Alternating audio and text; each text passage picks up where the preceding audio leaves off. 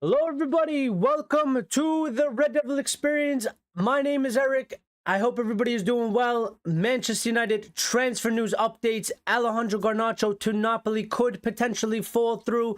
Dorgu, second bid is incoming from Manchester United's side. They are serious about doing this deal. We're going to get into that. Rashford's possible return. He has returned to training. He has been pictured in training with the first team today with Manchester United, along with Victor Lindelof. Victor Lindelof is back from injury, so good to see him back there. Rashford is there. And there's possible stories that Marcus Rashford will be staying at Manchester United. We're going to get into all of that. And we got a couple one-off stories as well. So stick around because it's going to be an interesting show. Please smash the like button if you haven't done so already because it helps the channel grow. So if you want to support us, that's a massive help. And we thank you very much for doing that. And if you're new and you enjoy the community and you enjoy the show and the content, then make sure you subscribe and make sure you hit the notification bell icon so you get notified when we go live. We are live constantly, weekly, and for sure we're always doing Red Devil recaps, which is the recap of the matches after Manchester United play. We do those, we thoroughly enjoy those, and we're live during the week doing the general news. So let's get straight into the show, and we'll start off with Alejandro Garnacho because this is the biggest one and this is the one with the most updates and probably the biggest story so far, other than Dorgu coming to Manchester United. So the Garnacho updates started like this today, coming from Simon Jones, Mail Sport, says discussions between Manchester United and Napoli are ongoing over a deal in the region of £50 million, plus add-ons for Alejandro Garnacho. Further talks are planned between the clubs in Milan today, which they had, and we are going to get to. Update after that came from Demozio, saying the second meeting has finished between Napoli and Manchester United for Alejandro Garnacho. The distance in valuation remains. The parties will update. After that, the updates about Garnacho came from Alfredo Padula, who is also, all of these people have been credible so far. They're very strong connections to this story. And Alfredo Padula came with his update saying this morning's meeting did not bring the parties closer together. Napoli offered more than 50 million euros. I hate that they keep switching between euros and pounds, but with bonuses. But Manchester United are asking for a minimum of 55 million euros plus bonuses, and that's from Alfredo Padula. Following that update, we got another update coming from the credible and almighty Fabrizio Romano, saying Napoli have made contact with Borussia Dortmund today for Karim Adeyemi. Negotiations for Alejandro Garnacho are still on, but no agreement with Manchester United after the first bid.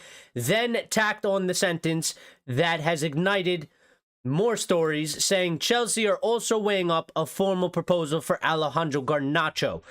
After that update, we got another update saying that due to the stand-by-in negotiations for Alejandro Garnacho, Napoli have resumed contacts to sign Karim Adeyemi, and that is from Demozio, also confirming what Fabrizio has said.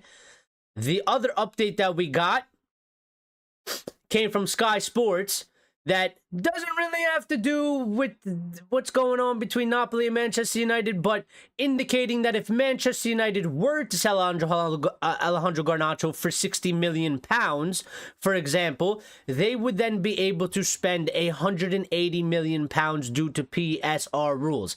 I don't know how that necessarily works. I've been trying to find this information. So, against my will, I'm going to have to take Sky Sports' words on this. I don't know how accurate that is, but I was highly interested in if we do a deal for 60 million, what does that mean in terms of our spending for PSR? Sky Sports has provided this update. So far, I haven't seen anybody discredit this update. I haven't seen anybody of credibleness come out and say that this is a false way of how the things work. So we're going to take it as how it goes. That's quite interesting. I had a feeling that we would be able to do 2 or 3 deals out of the deal for selling Garnacho, but if we can spend 180 million in regarding to PSR off of a 60 million pound deal for Alejandro Garnacho, then it just indicates why the club, as reluctant as they are interested in probably selling Garnacho, because that is a significant amount of money to be able to get reinforcements for Ruben Amorim and the squad as a whole. But the update, because we're not done, that came after that, and this is from Alfredo Padula once again, saying if Napoli cannot find an agreement with Manchester United for Alejandro Garnacho, they will look to sign Borussia Dortmund's Karim Adeyemi instead, which we are aware of because they are in negotiations with Karim Adeyemi and Borussia Dortmund as we speak. And the latest update that we got to this story so far, since we've gone live, unless anything broke as soon as we gone live, is that Manchester United will sell Alejandro Garnacho to Napoli if the Italian side meet their 70 million pound asking price. Napoli have offered around 50 million plus add-ons. Talks remain ongoing, and that is from the Mirror. And Fabrizio came with this update, which doesn't directly involve Alejandro Garnacho, but it does in a certain way. He came with this update right before we went live, saying, understand that Napoli and Borussia Dortmund are discussing a package worth 45 to 50 million euros for Karim Adeyemi. Direct club-to-club contact has been made today, as exclusively revealed. Napoli have also approached players' side to discuss contract terms. So, a twist in the story, because yesterday I was pretty sure and it seemed pretty dead on that Alejandro Garnacho was going to end up in Napoli at any moment. And a wrench has been thrown into the story because it seems like this deal is potentially going to fall through from the Napoli side. Now, there is still interest from Chelsea, supposedly, but Napoli were obviously much more interested in Garnacho. They made formal bids. Chelsea has yet to make a bid. The only thing that has come out from Chelsea's side is that they are interested in making a bid, but have yet to make a bid. I suspect that Chelsea are probably playing some sort of a waiting game. And there's probably a little bit of mind games and a little bit of, dealings going on between Napoli, the agent of Garnacho, and so, because they're trying to get this deal passed on. Manchester United are holding out for a certain valuation. Napoli are pretty much like, well, listen, we're willing to do a deal for Alejandro Garnacho, but we're not going to be held to sort of ransom from their standpoint. And we, Garnacho's not our only target. We can go and get this other player instead of him, and we can pay pretty much the price that we're trying to pay for Garnacho for. We could pay the price for this other player who will do just fine in filling the role that we are looking to fill at our club. So there's a bit of, potential train wreck for Manchester United. I suspect that Chelsea are playing a bit of a waiting game, in that the fact that if this deal falls through from the Napoli end, then Chelsea are the only ones that are really concrete who would come in and make a bid. Therefore, Chelsea would have more power in the negotiations because there's no longer a bidding war between two clubs over one player. It's just Chelsea. Plus, time is ticking down for Manchester United to get this deal because it is January 22nd, and there's not a lot of time left in the January transfer market, which also hurts Manchester United's power in negotiations. So Chelsea might come in sort of late with a bid and try and force Manchester United's hand, considering that Chelsea are aware that we are in a bad financial position, and the reason why we are only looking to sell Alejandro Garnacho is because we need money to do deals to get players for Amorim. So it's an interesting dynamic. I don't know what's necessarily going to happen, but as of right now, it does not look good for Manchester United in terms of getting a deal done for Napoli. Now, this might be pretty good if you don't want Alejandro Garnacho sold. if you do want Alejandro Garnacho sold, you're obviously going to be quite rightly upset. So, it certainly is interesting, and this is the transfer window in a nutshell. One day the player can be seen dead on to go. The next day, negotiations can pretty much break down and the deal can be off. So we're going to follow this. We're going to see the updates that come out of this following this up.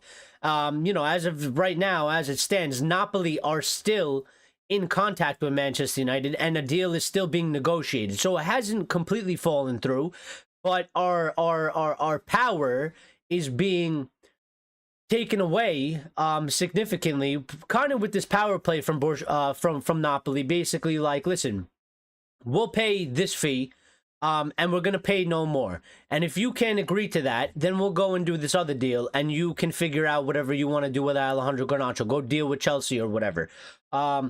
So Manchester United, I think, have been dealt a significant blow from the club standpoint in the position to negotiate this deal, which is not good for the club as a whole in general. Now, I am obviously against the deal of Garnacho going to Napoli. I don't want him sold. I do understand that there are certain benefits to him being sold, but the deal, him being sold, just doesn't sit right with me. I don't agree with it. But I was willing to accept it for the betterment of the club if they were able to reinvest this money, especially if it opens up that sort of budget from a PSR standpoint, which is obviously a key factor for Manchester United and doing deals. Let me get to the chat. Lyle says, not sure how accurate, but it kind of makes sense. Pure profit for that sale, which does boost the transfer spend quite major. Yes. I don't know, it probably does open up a significant amount of money for Manchester United. I wouldn't take the exact quoted fee from Sky Sports of 180 million. Maybe there's probably give or take in that area. I don't know. I wouldn't say that 180 million is guaranteed, but I would say that it has to, when you look at the rules and when you look at the way it is formatted, it would obviously open a significant transfer budget that is not currently available to Manchester United to do significant deals in the transfer window. So, there's two sides to this. One, I see sort of a negative in that we would get rid of a player of Alejandro Garnacho's age and potential. But obviously there's the flip side to it where the positive is that it would allow us to do some significant deals in January, which is what we all want. So it's kind of a positive and a negative wrapped into each other. And it's kind of difficult to pick a side on this one for me, because I do understand, how it could help the club, but I also don't like that we're selling a player like Alejandro Garnacho to do these deals. I don't want the club to be in this position, but we are unfortunately in this position that we find ourselves. So, Axelord is here, Ray is here, Richard is here as well. Richard says it's a bad move. Lyle says, sale of Rashford would also be a major key to our transfer budget. A loan doesn't help, so he will go in the summer, which will be much better. Yeah. I mean, the thing about Rashford, Marcus Rashford, is that he has obviously asked to go, and Amorim clearly, singled him and Garnacho out for not doing the things that he expects from the team. And I think, remove the Amorim aspect. It was kind of coming to the end of, the fans were on Rashford's back. Many people wanted him sold. He didn't seem like he was enjoying his time in Manchester United anymore. It kind of seemed the end of the road from both parties. And while alone, like Lyle has pointed out, wouldn't help Manchester United per se in terms of getting some deals, although it could in a certain way. An actual transfer is more likely to happen in January. The point of the loan would be either we could tag on a permanent deal at the end of the loan, or he goes and plays football, he has a decent loan spell, and it gets some more interest in him so we can move him on in the summer. So either way, it would kind of benefit the club in one aspect or another. We have slight updates about that. We're going to get to that. But let me get to the chat and your thoughts and comments so far.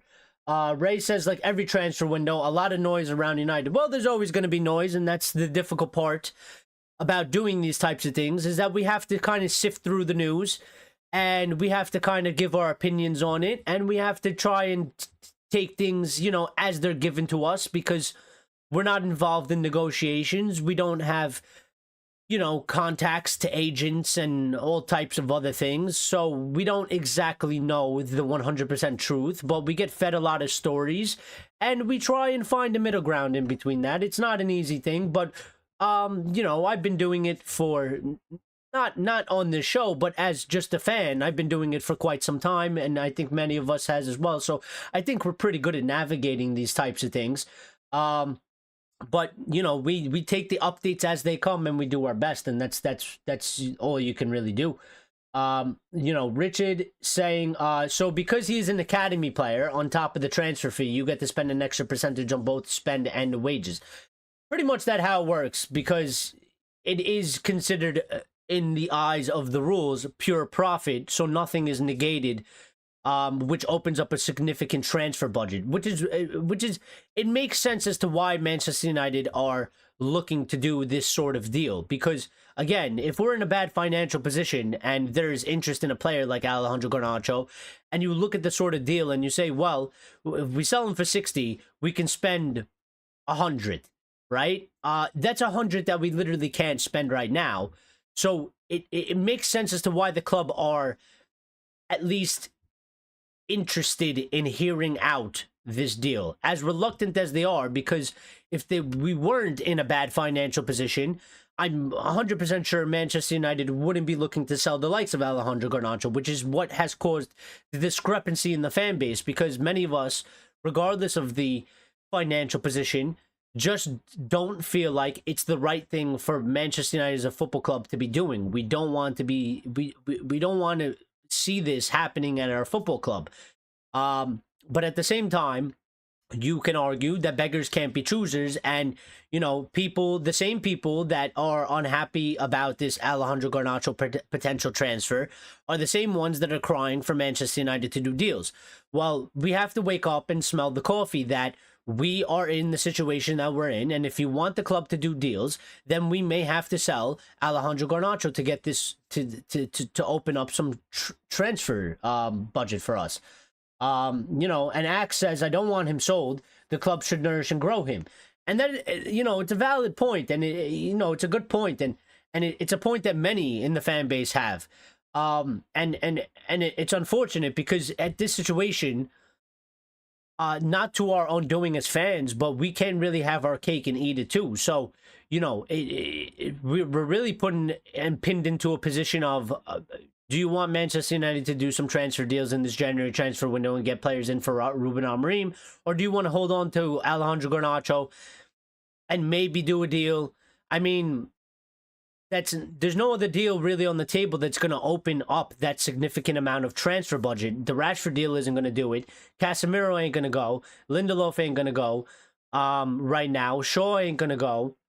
There's nobody really else that's in the squad at the current moment that's going to open up that significant transfer budget, other than Kobe Mainoo, who I think is way higher on the list of the United fan base, that he cannot and absolutely should not be sold. I think he's much higher on the list than Garnacho is. I think Garnacho is divided the fan base. I think there's a good amount of people that have no problem selling him, and there's a good amount of people that don't want him sold. So, you know, Axelord says Irwin and Robson had their income reduced by Ineos for their ambassador jobs. Yes, we touched on that yesterday. We slightly. We didn't really cover it, but I did mention it that, you know, we did cut salaries for the ambassador roles for the likes of Dennis Irwin and Brian Robson. And again, I mean, listen, we don't want the club doing these things. It is, you know, not a positive thing. It is a negative thing. It is deemed as, you know, disgraceful. It's atrocious in many ways. But I would highlight that, you know, they're not doing these things for fun. They're not doing these things to be the bad guys. They're not doing these things to be like, to give a middle finger to the club legends and to the club.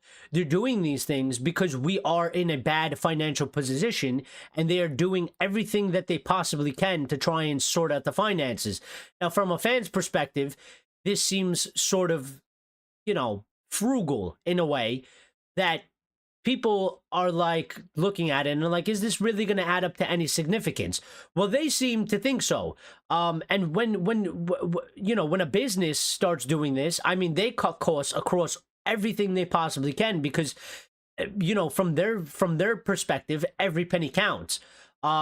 So they're not doing these things, for the sake of doing these things because they just want to do them. They're doing them because we are in a bad financial position, and they're trying to sort out this financial, discrepancy that we have, and get the club operating in a proper manner where we can continue to improve the squad, because the squad must be improved if we're going to find success on the pitch. And if we don't have the finances to do that, then we're going to keep falling behind more than we already are. Which is why I was saying yesterday that Manchester United, the club, but Ineos are trying to walk this line, and Manchester United are walking a very fine line. We are not in a good position, and we need to figure out a way to get out of it. And hopefully, whatever Ineos are doing, hopefully it pays off, because it's to the benefit of the club. So, I don't know, but I obviously nobody in the fan base agrees with that happening, but these are things that, again, we've talked about, that Manchester United have entered a position where we are going to have to start doing things that we are not necessarily going to like, and we're not going to agree with. And it's because the club is in the bad position that it's in. And how do you get out of it? You have to try and do something. You can't just ignore the situation we're in and continue forward like everything is, rosy dozy and there's nothing wrong, and continue the way we are operating, because obviously the way we were operating has led to the position we're in now. So it is not a good position to be in. But Lion says I would like him to stay, but if he doesn't fit the system and United are broke, I see why he gets sold. Well, the whole not fitting the system thing, I think, is an issue that is workable. I think he's young enough to make him fit the system. I think he's young enough to develop his game and mature him as a footballer. Make him more of a team player, make him a little bit less selfish, make his decision making a little bit better, improve certain aspects of his game where, maybe he has a little bit more strength, a little bit more quickness. I think those things are workable with Alejandro Garnacho. The part that obviously is the main part is that, if United are struggling for money, and he is pretty much one of the only ones, barring Kobe Mainu, that would open a significant transfer budget for Manchester United to go out and spend. So that is the issue. That is the problem that we find ourselves currently in.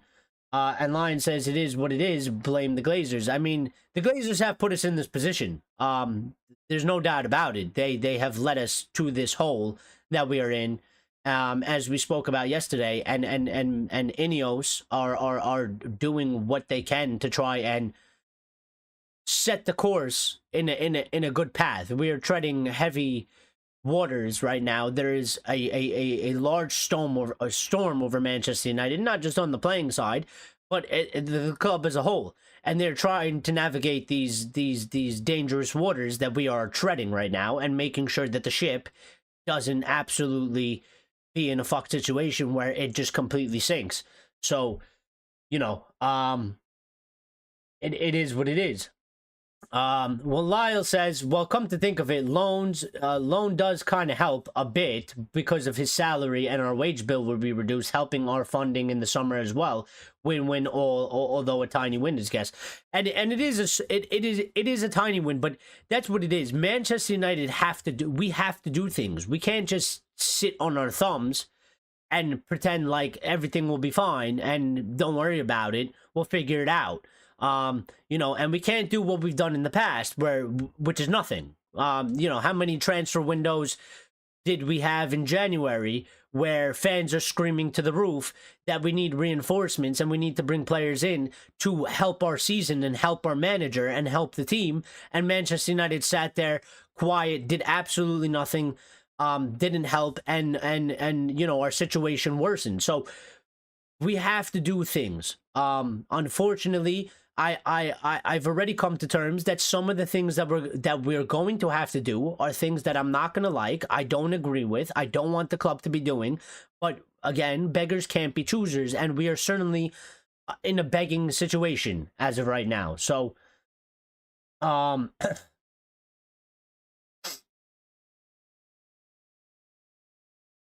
Align says, would it be better to keep on spending money and end up in administration like what happened to Leeds? Then everybody would be saying, why didn't Ineos do something about it? Well, I mean, that is the kind of the thing. Like, Ineos are trying to do things to help the club. But because Ineos are the ones that are in charge now, Ineos are getting all the blame for everything. And there's not really talk of the Glazers, per se. And we have actually a small update on the Glazers, which I'm going to get to, because, again, I'm going to continue saying this. The fan base has to sort of wake up and start doing a better job in diversifying the blame. Because in the wake of Ineos taking control of the football club, and the media aren't helping because every story is about Ineos and there's no mention of the Glazers, although Mark Ogden did put out a piece today, which I salute him for bringing back the Glazers' name. We have to do our best to try and split up what is going on at our club, because there are now two people in charge. One still has the majority over the other. One has caused much more significant damage than the other one. The other one is actually trying to improve things. They might not get it right. They might get it wrong. They might make things worse, but they are certainly doing things to try and improve the situation at the club that the Glazers have not even attempted, because they don't care in any way. So, we can't continue to spend the money in the manner in which we spent, which has not resulted in results on the pitch. We must spend money to improve our situation, but we must spend it smart, and it has to be good deals, because it has to lead to improved performances on the pitch, because improved performances on the pitch will improve our financial aspect. So these things all tie into each other. I hate when the chat skips on me.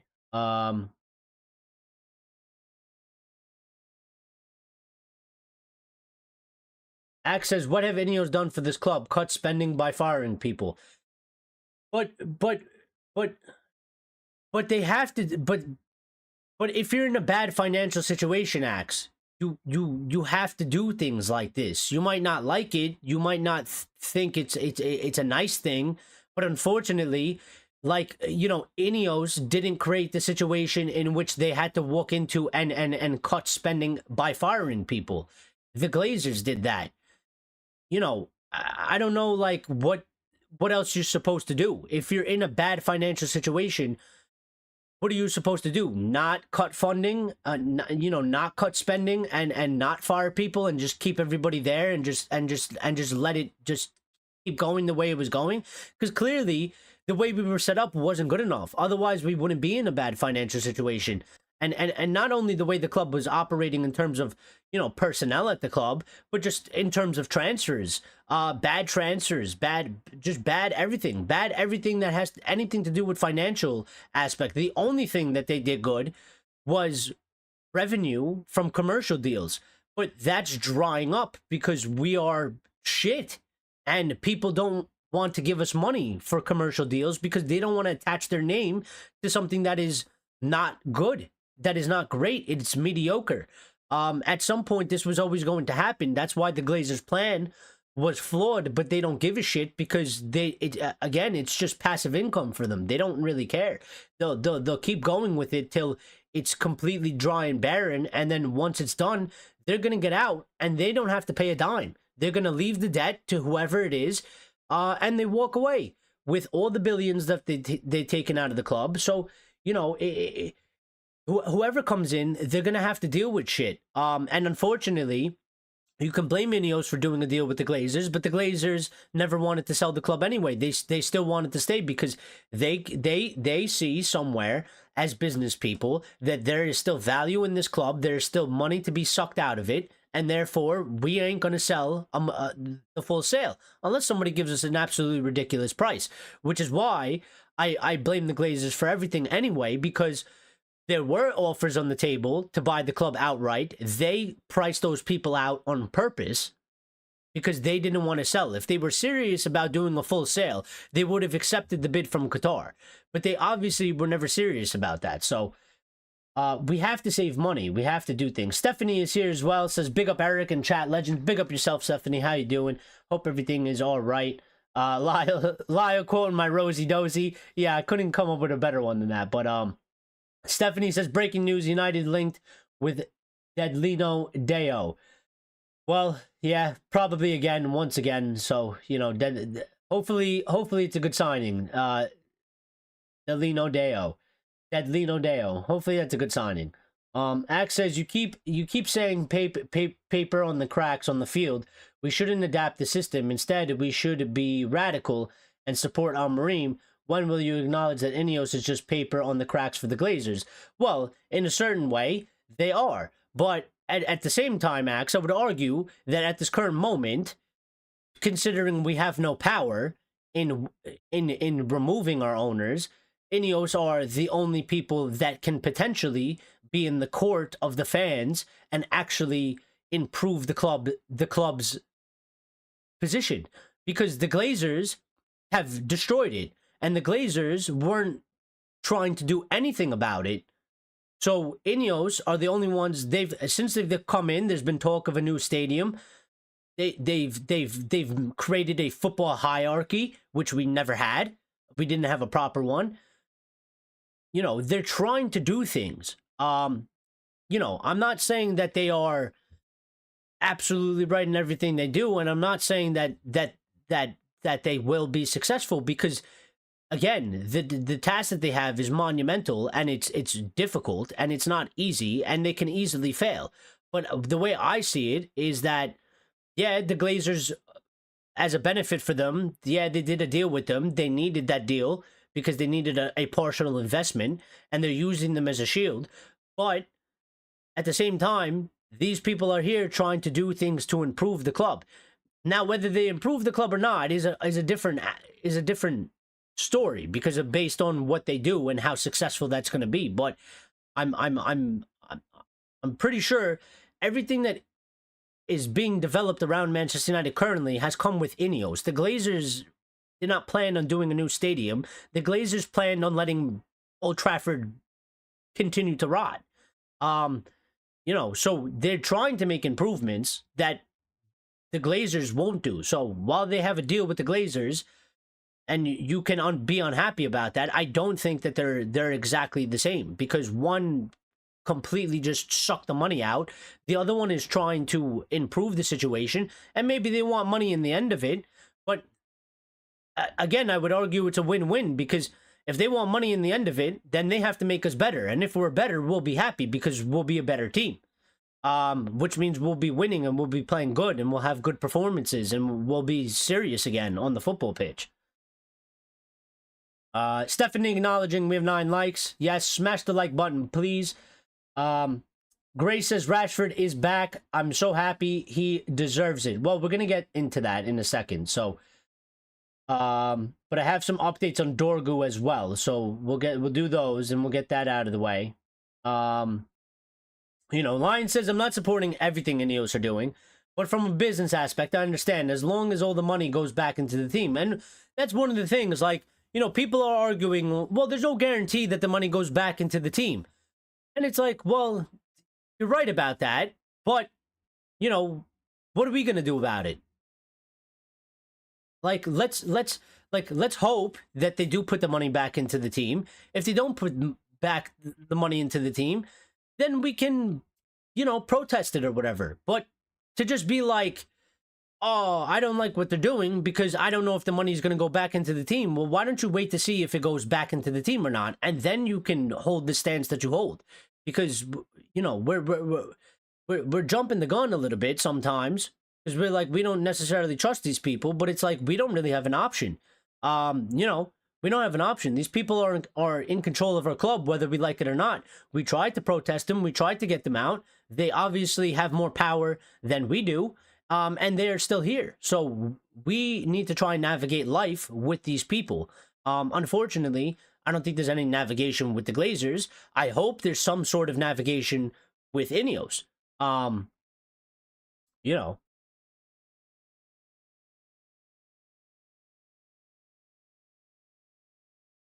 Richard says, I am happy to sell Delo for 5 million to Blackburn. I think he's bantering Grace here.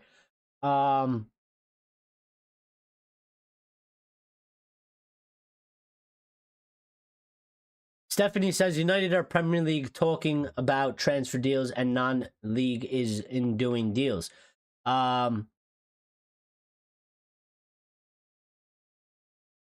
Gray says, has anyone seen a rat's crack? I don't know if you want to see that. Temesgen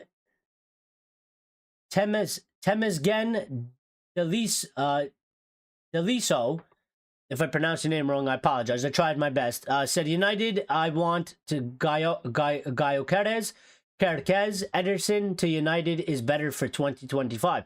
Well, to do those deals, we need to fix our financial situation because Gaio Kerkez is going to cost anywhere from 60 million up. Kerkez is going to be probably like 40 million up. Ederson probably somewhere around the same range. So, you know, that's a significant amount of money. How are we going to do these deals when we're in a bad financial situation? We need to sort out the financial situation. Because those players, I think, are all good players. I think they would all improve Manchester United on the pitch. And hopefully that would translate to a better position in the coming season, which would then lead to better revenue. And better financial status. And obviously, if we get into Europe, that's obviously going to help as well. But, you know, I want those deals as well. But, you know, we have to be real about this. Steph says, on a serious note, I now understand why Chelsea went for Todd Bowley and not Sir Jim Ratcliffe. Well, yeah, I don't know all the details as to why. I mean, like I saw the stories, but I didn't follow it in a detailed aspect. But obviously, he was there trying to buy that, and he was rejected, and they went with Todd Bowley. But you know that group has a ton of money, and the situation at Chelsea is different to one of that of Manchester United. I do believe that if Ineos and Sir Jim Ratcliffe were giving 100% control and then not have the Glazers, you know, as a partnership, I think we would be seeing different financial operations going on. But again, as from a business aspect, it doesn't make sense for Sir Jim Ratcliffe and Ineos to completely wipe away all of the Glazers' debt and all their bad financial decisions from their own pockets when they only own 30-something% of the club, so they don't even have a majority. It just doesn't make sense. It doesn't make sense at all. Me as a fan, I wouldn't do it because it doesn't make sense from a business financial aspect. It just doesn't. So you won't do it. But what they're trying to do is Manchester United still makes plenty of money. They still bring in a lot of money. And what you can do is you can set the course of the club to correct its bad financial spending, get the money from the club back in a positive operating way, and then use the money that the club self-generates to improve the club's financial status. And they've invested some of their own money as well anyway. I mean, they've invested a good amount of their own money. But to invest more than they've invested just to wipe away all of United's problems from the business standpoint of their side doesn't make sense. So I don't expect them to do it because it just is not logical. Axe says the stadium is infested by mice. Ratcliffe brought all his friends. And Axe says even Todd is doing better in comparison to Ineos. Yes, although the conditions are different, and that's kind of the thing. Like, it's hard to compare because it's two different situations. Todd Bowley and co have full control and full operational, and they have the club, like it's their club. Ineos have walked into a situation where they are a minority owner.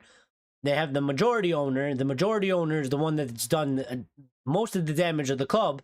And again, like, just, you know, if there's a majority owner and they put the club in almost $1 billion in debt, and I'm coming in as a minority owner and I have 30% and I want to fix the club, as desperately as I want to fix the club, I'm going to sit there and be like, why the fuck should I put in all my money to remove all the debt that they put in? I don't have majority control of this football club.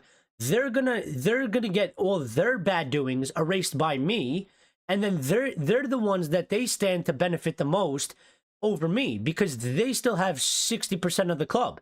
So it's not an ideal situation. We obviously all wanted a full sale, but yet again, the people that own this club, we're never going to do that. And that's why I argue the Manchester United fan base, I believe, still missed a huge opportunity to put a lot more pressure on the Glazers than we did. I think that was the opportunity, and we didn't seize the opportunity. And now we must reap what we sow and be stuck with these people until something budges sooner or later. So, Gray says Chilwell, Casemiro, new contract, and Weghorst in the summer. Jesus, I mean, don't give me nightmares, Grace. I mean, Casemiro ain't getting a new contract. He's gonna go. And Weghorst, I mean, we don't even mention him. Chad Van Niekrik, I pronounced your name wrong. I apologize. I tried my best with the names. Some of them are difficult.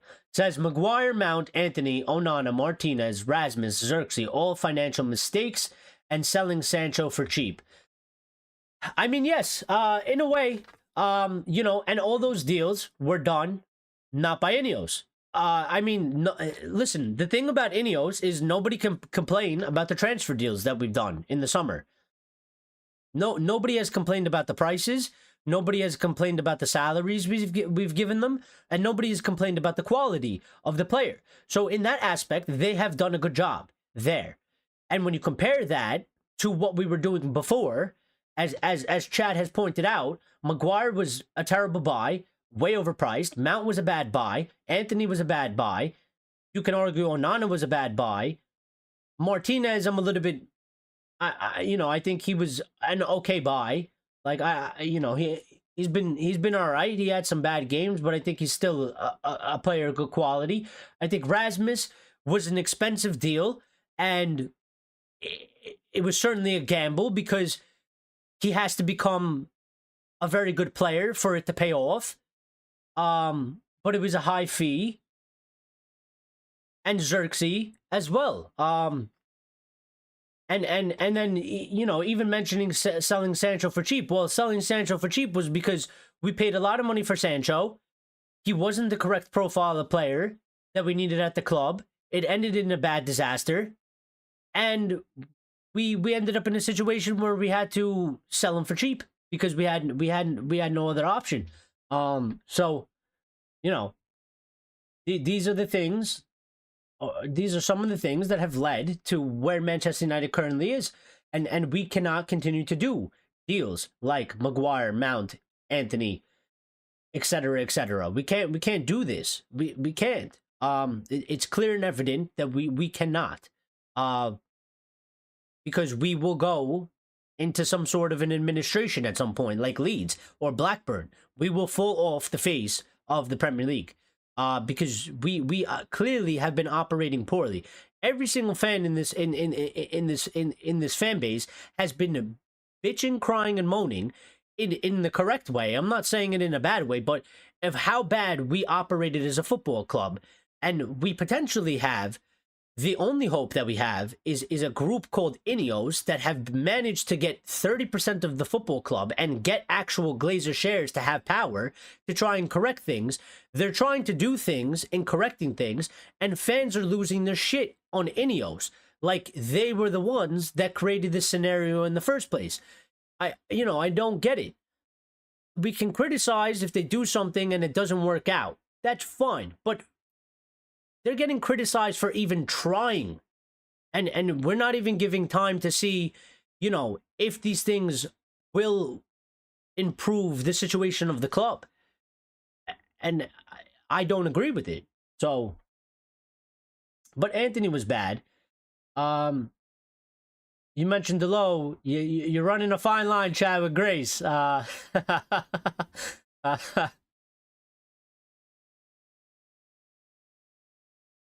How fast can you run, Chad, says Lions. Richard says, I can't keep those kids away from this keyboard tonight. Axe says, Delo is an incredibly good player, yet he is being disadvantaged by Ruben Amorim's system. Well, I do believe that Delo is a good player. I think he's been in sort of a bad form. Then again, the team isn't in a great form as a whole anyway. Again, there's probably only less than a whole handful of players that you could say have been consistently good this season.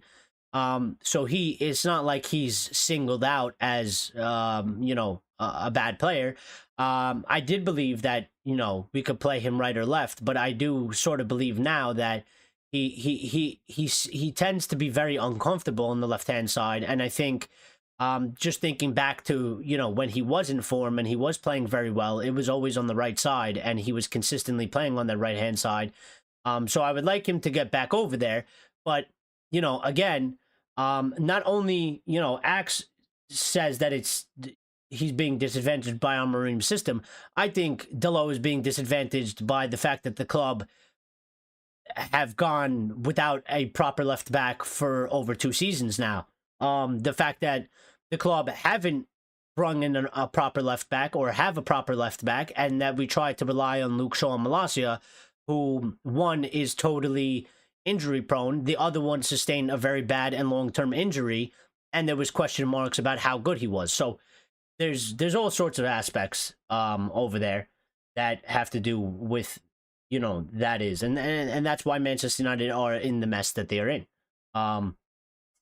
Chad says, if Sancho was given half the belief that Garnacho got, he would have been better. People say he was lazy, but I disagree based on rewatching the games. But it's not just about being lazy in the games. It's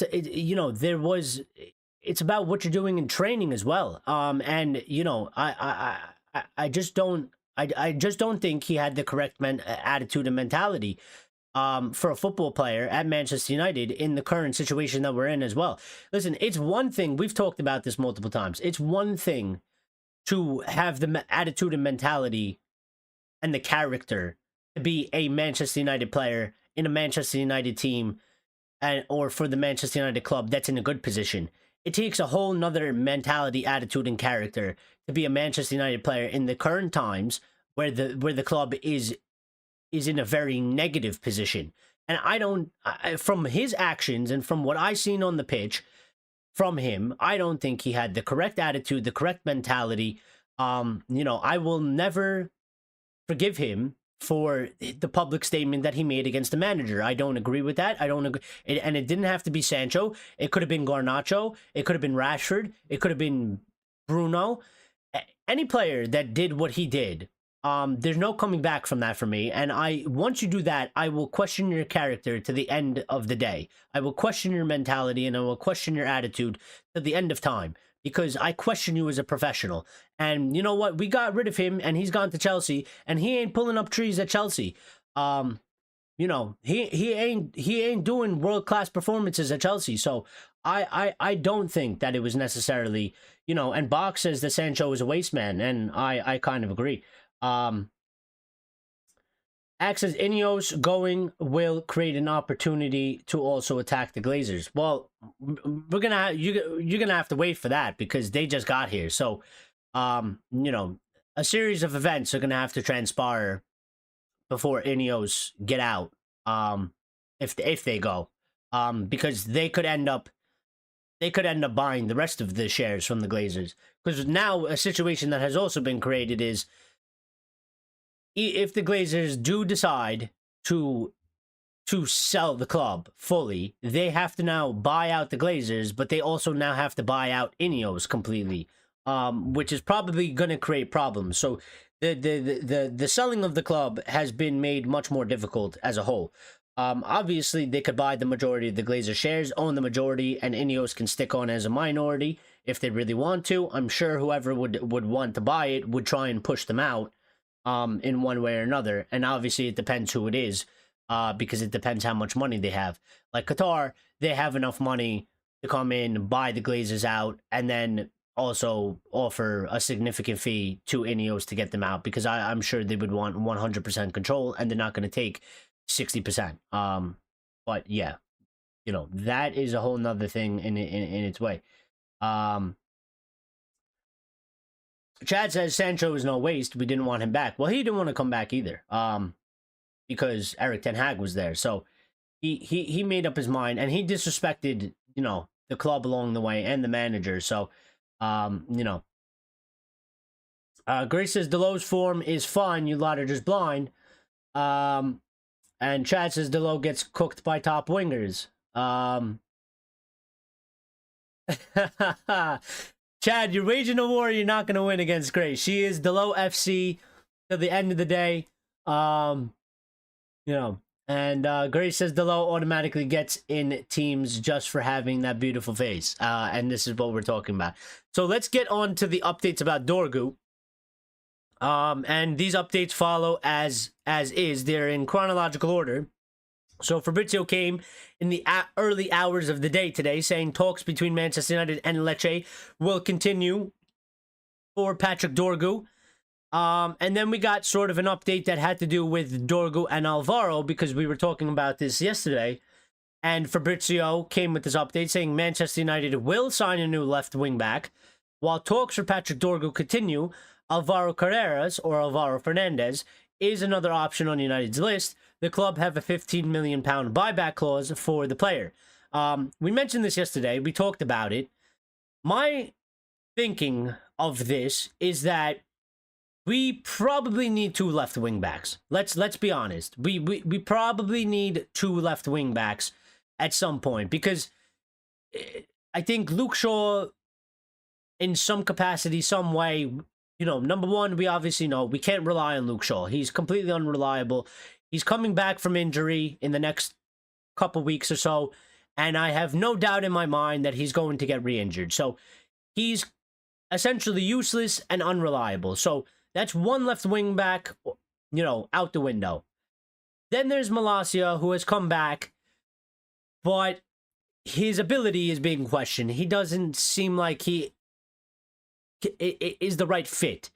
So that's another left wing back that we may actually look on to sell and move on from the club, because there has been talks about him being sold in the summer. So, you know, if Shaw goes and we get rid of Malacia, we're going to need two left wing backs. My thinking about this is we have this buyback clause for Alvaro Fernandez. This buyback clause doesn't expire for quite some time. So it would make sense for Manchester United to go and secure a deal for a player that we don't have a buyback clause, that has interest from other clubs, as in Dorgu. Go get the Dorgu deal done so that we don't lose him. We spend the money that we have now on it, and we could do Alvaro later down the line at a different date, maybe in the summer, maybe after we get some transfers out, you know, things like that. The way I look at it, as much as I want Alvaro, I want him. I would get Alvaro right now. It does make sense that we don't necessarily have to go for Alvaro right now and spend the 15 million, and we could use that 15 million towards a Dorgu and get the Dorgu deal done, and then go and get Alvaro later on down the line, because at least for the remaining of the season, we will have Dorgu, and then we'll have Malacia, and then Luke Shaw whenever he decides that he wants to be available. So it makes kind of sense, because I've seen arguments from the United fan base saying, why are Manchester United going to spend 30 to 40 million on Dorgu when we can literally go and get Alvaro for 50 million? And I think it's because we need two. We're going to need two. We're going to have to get two at some point. We're not going to get two back-to-back. We're not going to get two in January. We're going to get one in January. And if you're going to get one in January, you get the guy that is not your player. Like, Alvaro is technically still kind of our player because we have the buyback clause. So we can go and activate that at any time.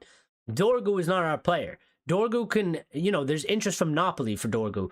If we don't go and get Dorgu now, Dorgu can end up going to Napoli. Or Napoli can be much more serious because they seem to be focused on trying to get in a winger of some sort. They can come back in later on and create sort of a bidding war, and we can end up paying a higher fee for Dorgu than we have to pay right now. So that's my thinking about the whole Dorgu Alvaro situation. I hope the club go back for Alvaro because I think it was a mistake that we got rid of him. I don't think we should have ever got rid of him. I think he's developing very good at Benfica. And as I mentioned yesterday, my Benfica friend does not want to lose him. I mean, he literally, all he does is say good things about him and how he carries Benfica. So, I think he's doing very, very well there. He's progressing well. And I hope the club go back for him because I don't think we should have ever gotten rid of him to start with. But we have a couple more updates for Dorgu, so let's finish this out. Not too sure about the source, but we're going to trust the aggregators on this, saying Patrick Dorgu is pushing to join Manchester United. And the other updates on Dorgu is coming from Crossy Daily Star, saying Manchester United are considering an improved bid for Patrick Dorgu. United have had an initial offer of £23 million turned down by Lecce. Lecce valued Dorgu at around £35 million. So we're obviously going to have to increase our bid. We went very low. Which is normal. I expect nothing less. I didn't expect Manchester United to offer 30 million right off the bat, so we offered 23 million. That was obviously turned down. I expect, as expected, another bid is going to come in. It's probably going to be closer to the 35 million valuation. I don't think we'll hit 35 million directly. Maybe we offer 28 plus incentives. Maybe we offer 30 plus incentives.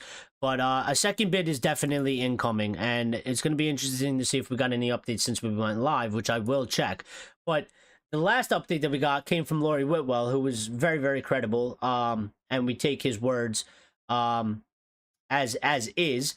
And this was before we went live. And he came in with James Horncastle as well, saying Manchester United and Lecce are 10 million euros apart in negotiations over Patrick Dorgu.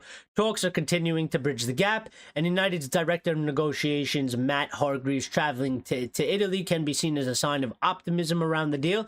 Lecce are said to want around 40 million for Dorgu, while United have indicated a willingness to 30 million euros.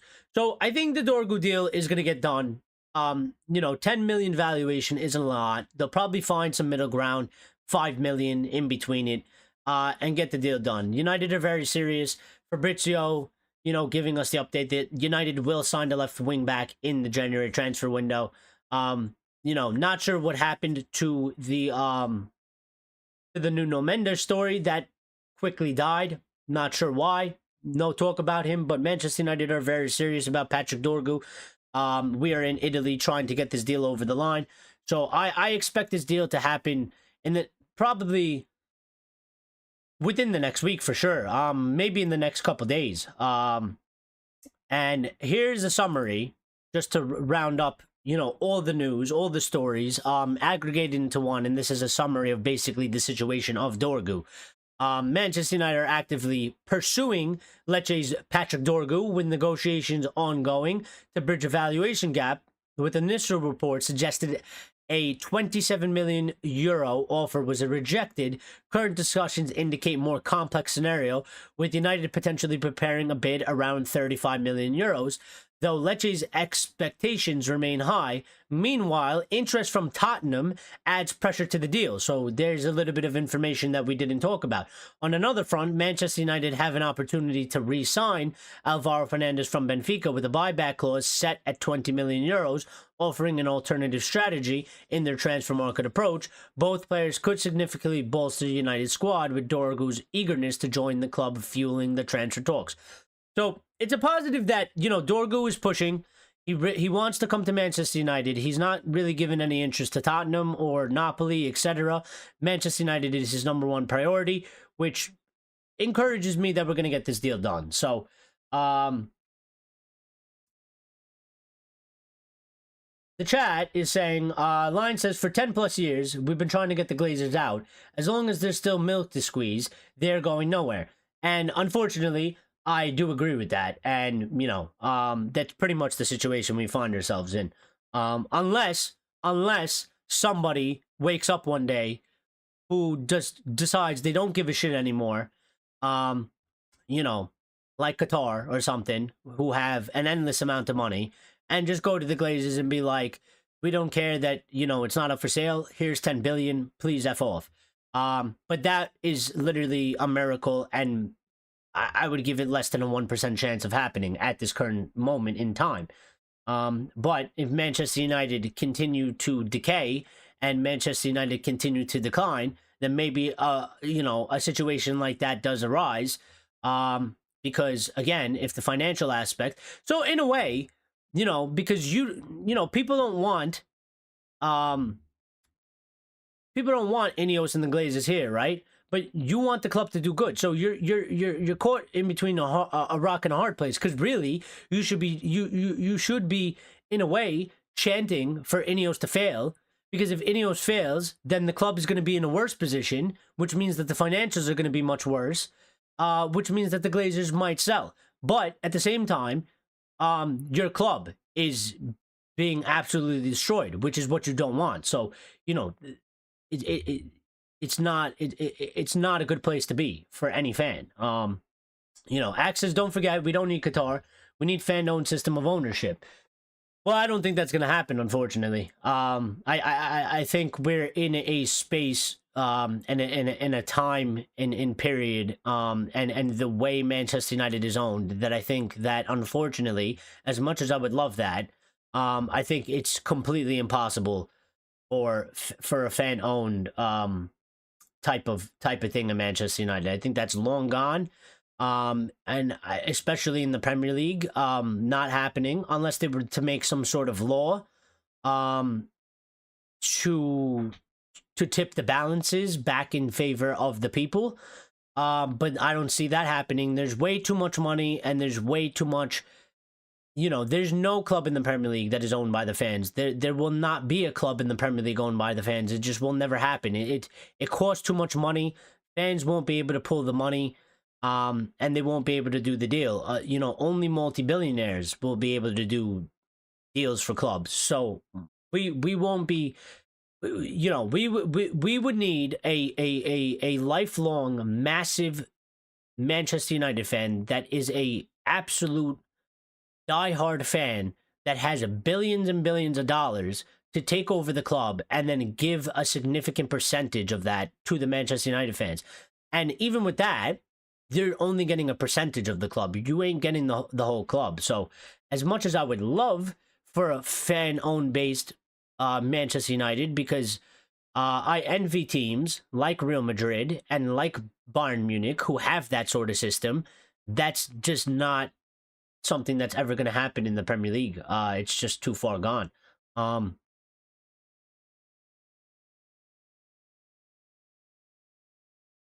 Ray says, where's Ahmad's post saying he was treated unfairly by Ten Hag? Where's Varane's post when he was dropped for the City game? They didn't. They both kept their head down and stayed professional. And that's the thing. And that's what I'm saying. Like, that's why I question that man's character, his attitude, and his mentality. Because you can argue Ten Hag lied. You can argue that, you know, what Ten Hag was saying wasn't true about Sancho. And even if that was the case, Sancho was still unprofessional in what he did, and therefore I will never forgive him, and he needed to leave the club, and I no longer want him at the club.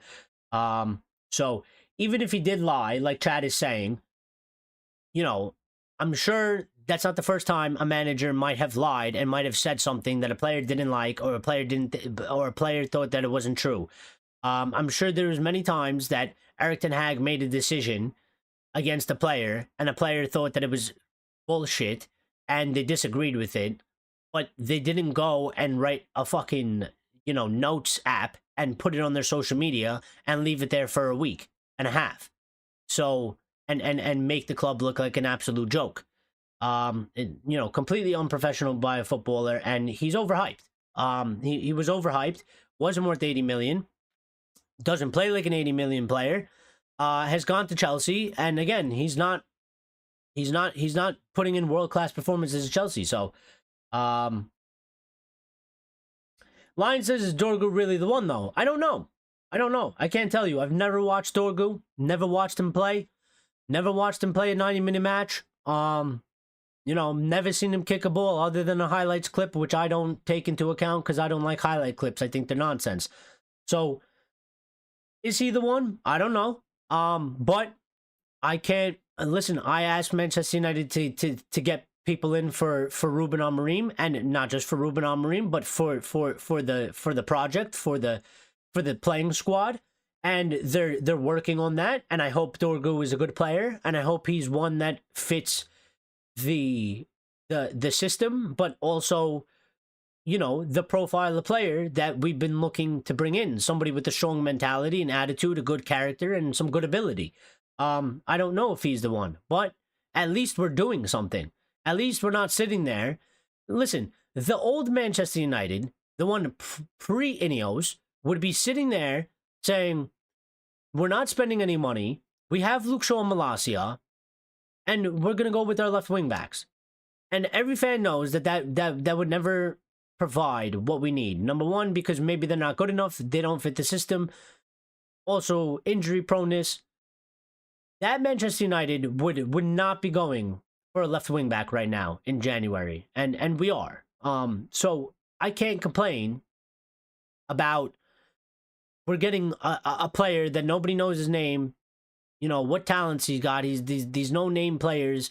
No, I want to build the squad. I want to build the proper squad. I don't give a shit about your status. I don't give a shit about your name. I care if you have a good mentality, a good attitude, a good character. You're going to come here.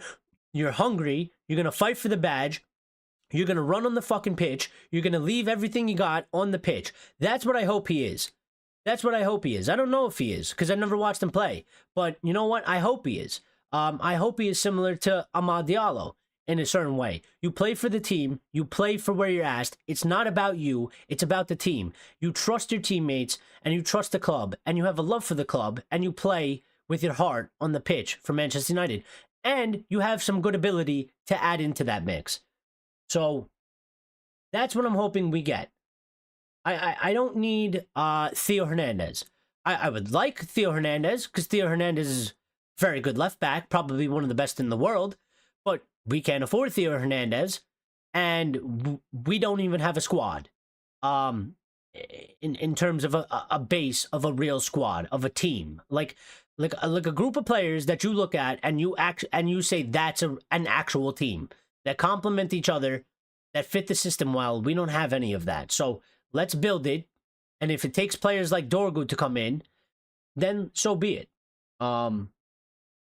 Sancho made 41 appearances in Ten Hag's first season, and he supported Sancho and gave him time. He did. And we're not going to talk about Sancho, because Sancho's not a Manchester United player anymore, and Erik Ten Hag is not a manager anymore. So let's cut the whole Sancho thing, and just stop it, because it has nothing to do with the show. He's not a Manchester United player. He's done and dusted. It's in the past. There's nothing we can do about it. It's over with. And let's move forward. Let's talk about Ruben Amorim. Let's talk about the players we have. Let's talk about the players we could get. Let's talk about the current situation of Manchester United. But you're absolutely right. And there's always a back and forth between that. And I don't really want to get into it, because it serves no purpose anymore. Gray says, if Pep was our manager and dropped Garnacho for not training, well, nobody would be moaning about it, but some fans were Sancho FC and didn't like Ten Hag. Yeah, and that is a problem. I mean, we've had Player FC in our club for quite some time. It was with Martial, it was with Pogba, it was with Sancho, it was with all types of players. And that needs to be called out, and it needs to be eradicated, because it is a negative aspect. to the football club, because the football club comes first. The manager is in charge of the football club, and therefore the manager comes before every other player. And these players have been letting us down for quite some time anyway. So,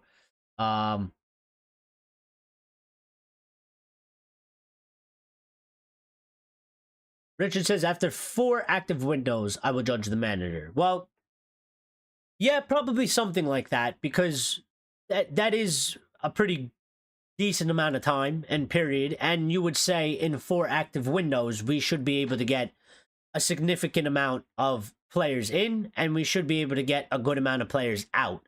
You know, you're operating properly as a football club, and Ineos are doing the job that they are meant to be doing. In 4 windows, we should be able to bring in a good amount of players, and we should be able to remove some of the overpaid, underperforming, or just not good enough players from the squad. So, yeah. And Bruno. What do you mean, and Bruno? Dad, what do you mean, and Bruno? But we have updates on Rashford. So while Chad types up what he means by and Bruno, I will hit Rashford updates. Rashford, sources close to Marcus Rashford are not ruling out staying at Manchester United. That came from Fabrizio earlier in the day. And we got this weird update. Bruno FC. All right. Well, fair enough. Yeah. I mean, the fans need to. Listen, it's not all our fans. There's a section of the fan base. Listen, I like Bruno. I defend Bruno at times, but I've criticized Bruno. The chat, the community can hold me up to that. It's in multiple videos. When Bruno is shit, I call him out for it. I think sometimes, there's when he was being singled out for being the sole problem, I disagreed with that.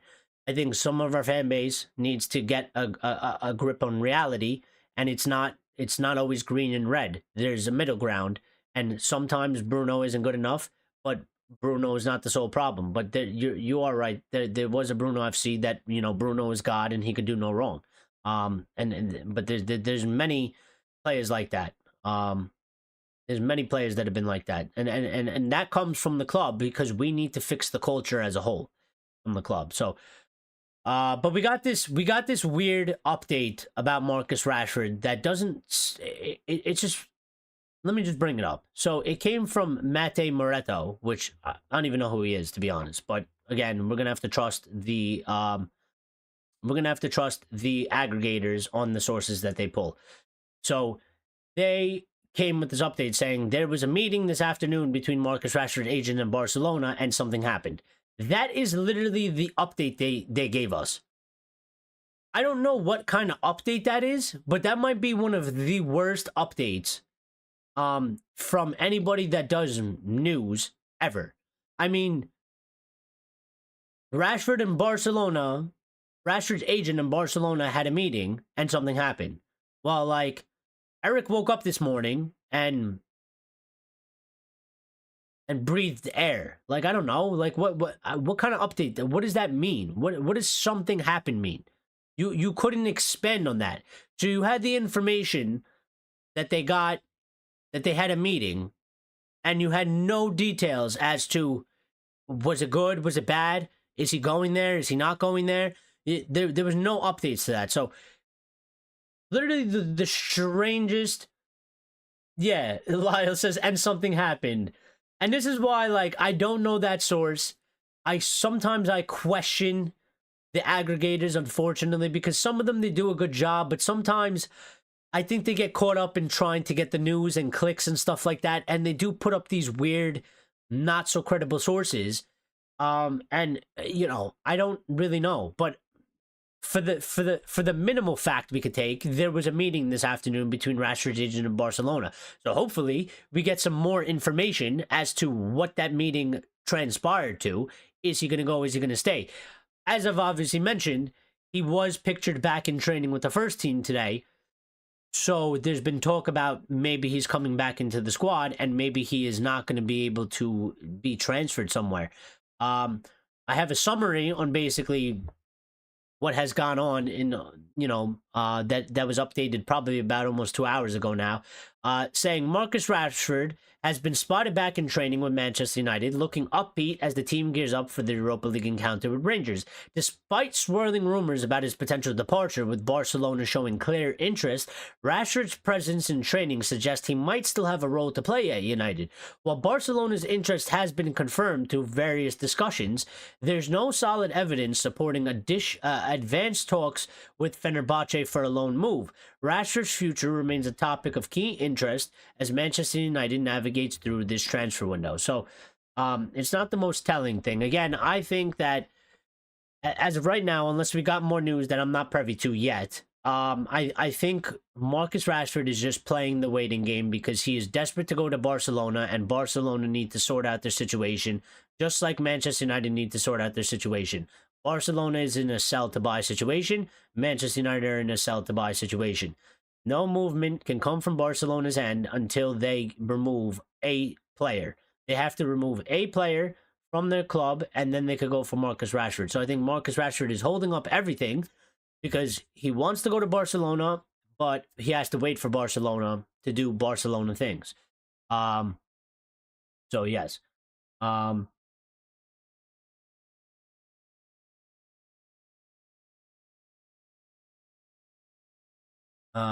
Chad says Sporting won their first cup as soon as Bruno left. Yes, but that's not directly only because of Bruno. There was so many things that happened at Sporting that has nothing to do with Bruno Fernandes. Like, Bruno Fernandes was there. They won their first cup as soon as he left. Call it a coincidence, whatever. So many things happened to that Sporting squad that had nothing to do with Bruno Fernandes. The Sporting squad, the Sporting club was in a free fall spiral at that moment in time. When they bring in the new president and they bring in Ruben Amorim, they cleaned up the whole aspect of the club. So it's not just like they kept everything the same. They sold Bruno, and they sold Bruno in January, by the way, and they didn't win the cup. That things didn't improve in that period. It improved after when they bring in Ruben Amorim. It's not like they kept everything the same. They removed Bruno and magically they won a cup. Like, he was part of what was going on there. But I think that's a little bit reaching to say that because they sold Bruno, they ended up winning their first cup. Like,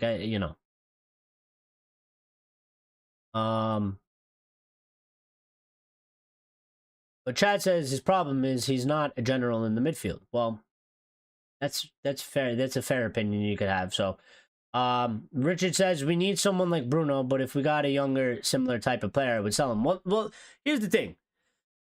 We statistically are clearly a far worse team with Bruno Fernandes not in the team than Bruno Fernandes in the team. We don't create as many chances. We don't score as many goals. We don't play as good. Whether you like that or not, statistically, it's been proven every time Bruno Fernandes, which hasn't been a lot, but for the times that he hasn't, we play like dog shit. And that's because Bruno Fernandes is the creator in the team. Now, Mason Mount was supposed to be a player that can supplement that position and be another creator. But Mason Mount is injury prone, and Mason Mount is not reliable, and therefore we only have Bruno Fernandes once again. So what the club need to do is not necessarily sell Bruno Fernandes at this current moment in time, but what they need to do is get somebody that plays that position at a younger age, maybe 22, 23, and have them there so that they can supplement that position. And then, once that player grows into the team, if you want to sell Bruno Fernandes, you could sell Bruno Fernandes, and then you bring in somebody else so we have two people for that position. If you just sell Bruno Fernandes right now, we're literally without a creator, and we're short in that position, in that aspect. So that's why I say Bruno is not technically a problem, because there's a problem beyond Bruno Fernandes.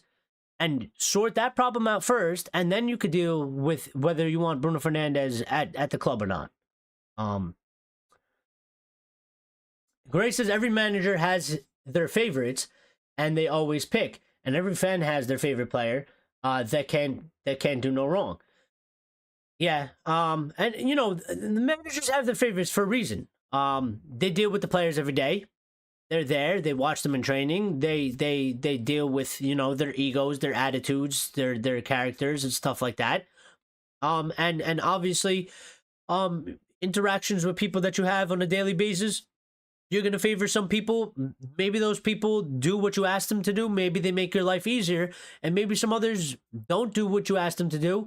And they make your life harder. You know, and therefore some favorites are required. But, you know, if you have a player that plays and fits your system perfectly and is an upstanding player and has a good attitude and a good mentality, how is he not going to be your favorite player? Of course he's going to be your favorite player, because he is everything that you need in a player for your system and for your team. So, you know, that's just a natural thing.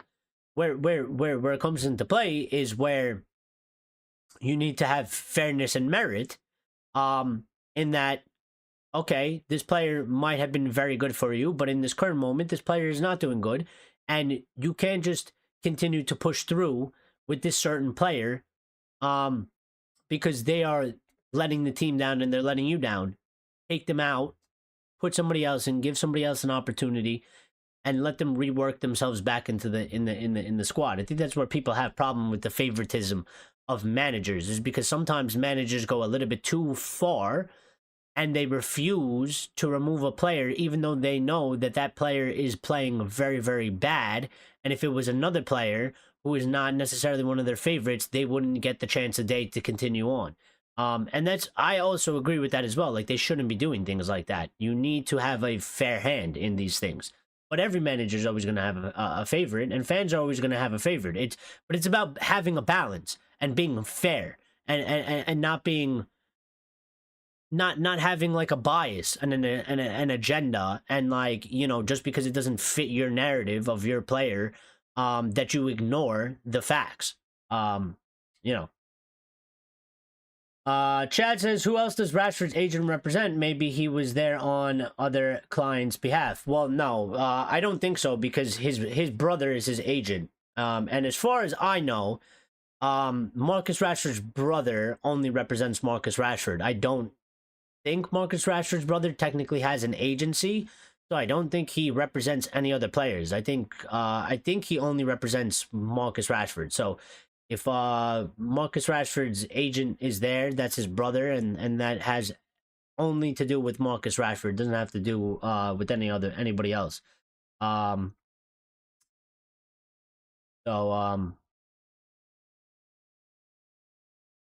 yeah, that's his brother is his agent. Richard says, I would take 20 million if they pay 100% of his wages.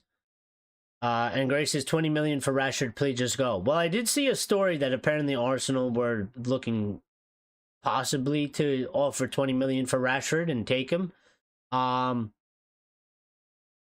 mean, 20 million is very low for a player that's 27 years of age. He hasn't been in good form for 2 seasons, but he is on high wages. So listen, at this point, Rashford to me is kind of like Sancho. I don't really care what we do in terms of a fee, whatever. I just think he needs to go. So whatever leads to him going, I'm gonna just take it as it is, because the situation is shit, and it's not.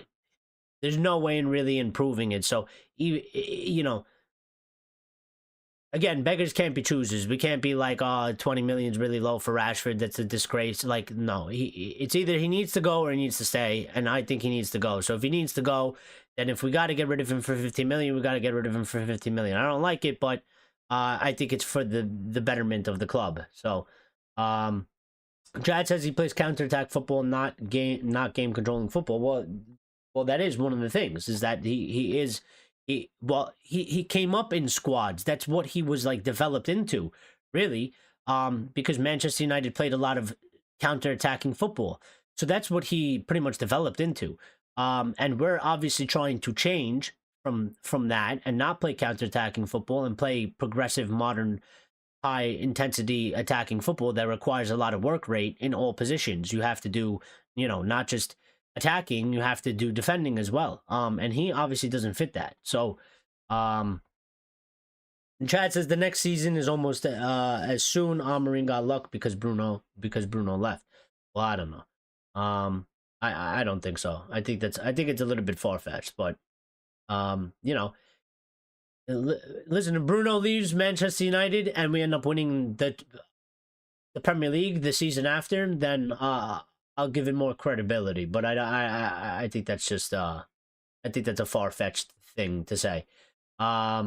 Richard says, I think Barcelona will come in for me if United don't. Well, definitely if they're taking Rashford, they're going to have to come for you, Richard, because someone's going to have to, he's got to buy beers for somebody. So why can't Rasmus get service from him then? Get service from who? Rashford? He can't, because Rashford's not a, or he can't get it from Bruno. But Rasmus can't get service from the team because the team doesn't play in a good manner. And they need to change. It's not just Bruno, but yeah, like sometimes it is Bruno, but the rest of the team, we have other players. There's 9 other attacking outfield players. Well, not attacking, but there's 9 other outfield players on the pitch. Nobody's giving him service either. Nobody's giving him service either. That's a team issue. Why?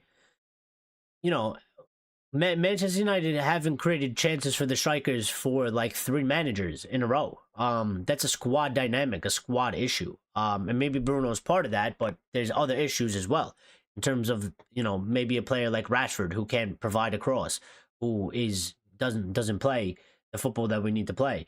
Doesn't like you mentioned, doesn't play controlling football. That's an issue. We don't have left backs. That's an issue. We probably need more depth in the midfield. That's an issue. This is what I'm saying. We need to get the correct profile of players.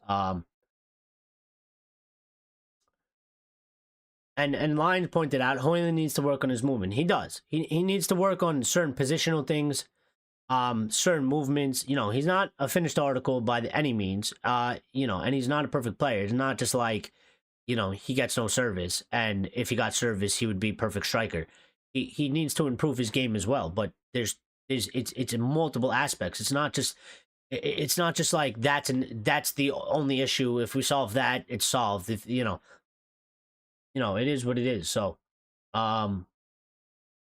I think we should try Menu in the 10. I would agree with that. And Bruno next to Ugarte. Bruno is way more disciplined in the 8 and better when the game is in front of him. I actually do agree with that. I don't know why they don't want to put Menu up there. They want to use Menu as like a box-to-box midfielder of some sort. Literally as a CM, they want to use Menu. And I think Menu actually has the technical ability to play further forward, and I think his game is much cleaner, and he has the composure for it. Is probably the most he has the composure for it, which is the most important thing, because I think Bruno can be erratic, and I think Bruno, when he drops deeper and there's more options in front of him, he's actually better because he's less erratic and he makes better decisions. So I actually agree with that, Grace. I would like for them to give it a go, but it doesn't seem like that's going to transpire at this moment. I don't know. Maybe a little bit down the road, maybe a little bit down in the future. We have to see. But so far, Ruben Amorim has not looked to do that. So, Chad says the middle is the most important part of the team. Absolutely, it's the spine. It's the engine of the team. Without a proper midfield, your team will not function properly. So, but again, we have to sort that out in multiple different aspects. We need, we still have players like Casemiro and Eriksen. I would get rid of them before I get rid of Bruno Fernandes. I would bring in players to fill those roles before Bruno Fernandes. And before getting rid of Bruno Fernandes, I would bring in a player that can actually play his position and challenge him for his position as well, before even getting rid of him, because I think we need to add to the squad in certain aspects. Like, you might not like Bruno. You might not think he is the thing, but I disagree with the fact that just get rid of Bruno and get somebody else in, because we still won't have the depth. And I think an issue bigger than just one player is that we don't have the depth as a team, and I think we need to get the depth. So before even getting rid of Bruno, I would bring somebody else in, because clearly Mason Mount is not reliable, and we're going to have to look to get rid of him, which we're probably not going to be able to do because we're probably going to be stuck with him. So unfortunately, we're probably screwed in that area.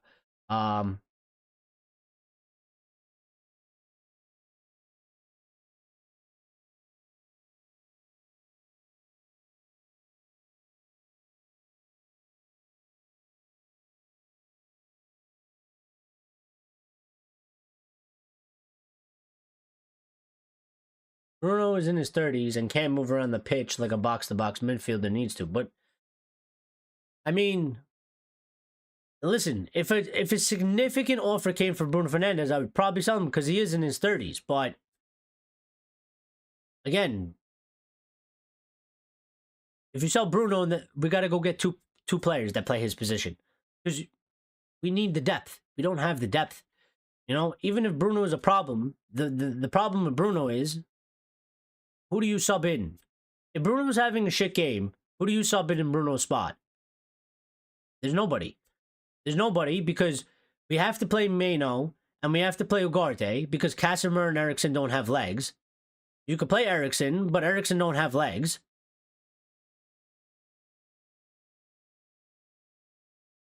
So, in my opinion, you have to get rid of Casemiro. You got to get rid of Mount. You got to get rid of Eriksen. I don't know why I said Casemiro, because he doesn't go to that position. But you have to get rid of Eriksen, you have to get rid of Mount, and you have to bring in people that are going to supplement that position and challenge Bruno Fernandes. I wouldn't necessarily get rid of Bruno Fernandes, because whether you like it or not, he's the best player we got in that position. Whether you think he's good enough or not is a different story, but right now, currently, at this moment in time, in the squad, he is the best player for that position specifically. So what do? You could sell him, reinvest it into the squad, that's fine. But get two new players then. Until you do that, then we're just going around in circles. So, and saying Bruno led us to the bottom half, I mean, I don't know. Again, it's not a one player issue. We have a squad issue. We have a squad dynamic issue. We don't have a squad, Chad. You're singling out a player. Like, removing Bruno Fernandes from the squad is not going to make Manchester United go from 10th place to 4th place. It's not going to do it. There is a multitude of squad personnel issues that need to be addressed over a certain period of time. Bruno Fernandes, being the captain, he did not single-handedly lead us to the bottom half. The team as a whole, as a club, have performed poorly and led us to the bottom half because we are a bad team. The team is a bigger issue than one player. That's why I don't give a shit about, like I like Marcus Rashford, but Marcus Rashford's got to go. And I know Marcus Rashford going is a small problem that we're addressing, but that's not going to transform our team from where we are to back into the top 4. We have another like 6, 7, 8, 9, 10 players that need to be addressed in that same manner. And until we start doing all those things, singling out a single player and saying he's the problem and he did this, that doesn't solve anything for our club. So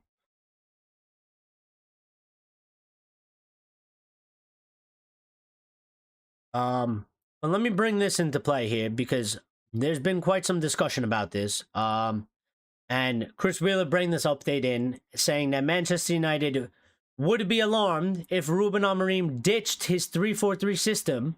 The hierarchy believes the issue lies more with individual mistakes and some players lacking effort and application rather than the system itself. And I'm bringing this in because this is the opinion that I hold, and this is what I've been saying. Axelord, who's been eating, and I don't know if he's here, obviously holds the opinion of the opposite, that Ruben Amorim needs to change his system. He doesn't believe in his system. He doesn't think his system is going to work. Well, the club, or the hierarchy, as of right now, are in the same belief as I am, that it's not necessarily the system. And if he ditched his 3-4-3 system, it would cause alarm bells everywhere, because in my opinion, if you change now, it is the end of him. And he has to stick with what he's doing. If you rip up everything you do to try and, play salvage football, you will die and you will fail, because it happens every single time and every single manager. So they're in the same belief. And I really do believe that individual mistakes, and definitely 110% players lacking effort and application. And this is what I've been saying. We have a personnel issue at the club. Get this man the tools so that he can perform the job that we want him to perform. I said this yesterday. If you need carpenter work done at your house and you get a plumber,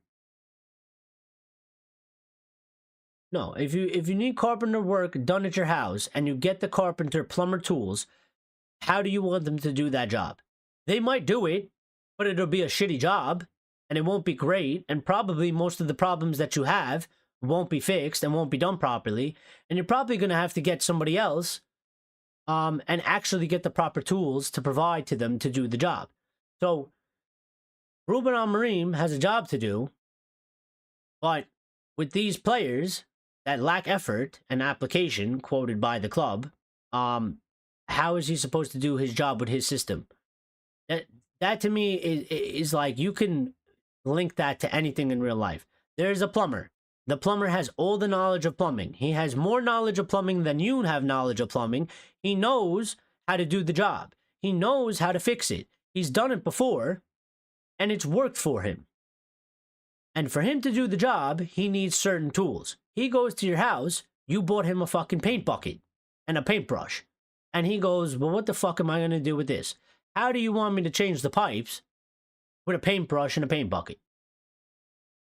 I could try to use my hands. I don't think it's going to work very well. I could try and use, some tool you got laying around your house. Might not help, though. I'm not going to be able to do the full job. I'm not going to be able to do the job to the best of my ability. And then you turn around and you tell him that he's a shit plumber. Doesn't make sense. So I bring this in because I thought it was interesting that this has been briefed to Chris Wheeler from the club, and I'm in agreement. And again, I'll throw it back to the club that you bring this guy in. You know that he plays his 3-4-3 system. You've had the talks with him, so get him the players and remove the players. You must do both. This is what the club must do. So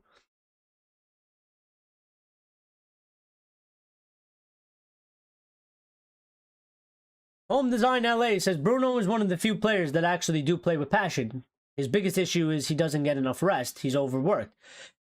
I think that's actually a very good point, because when Bruno Fernandes didn't play because he was suspended and then came back, he had a mandatory rest because he had no choice.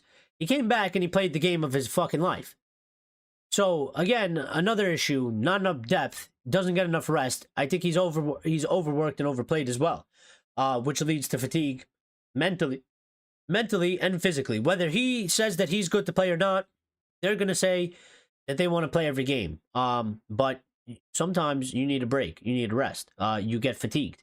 And, you might feel up to it, but you're not really up to it. You're not hitting the highs of the highs. So that's another good point and aspect. Lyle says Keane was a fantastic leader, but the team was full of other leaders as well. You can't fully put everything on Bruno. This team has no leaders. This team has no personality. It has no character. It has no... It has too many cowards. It has too many people that aren't good ability-wise. They don't have the correct mentality. They don't have the correct attitude. Transform the majority of the squad. You will see the rest probably fall in line. So in my opinion.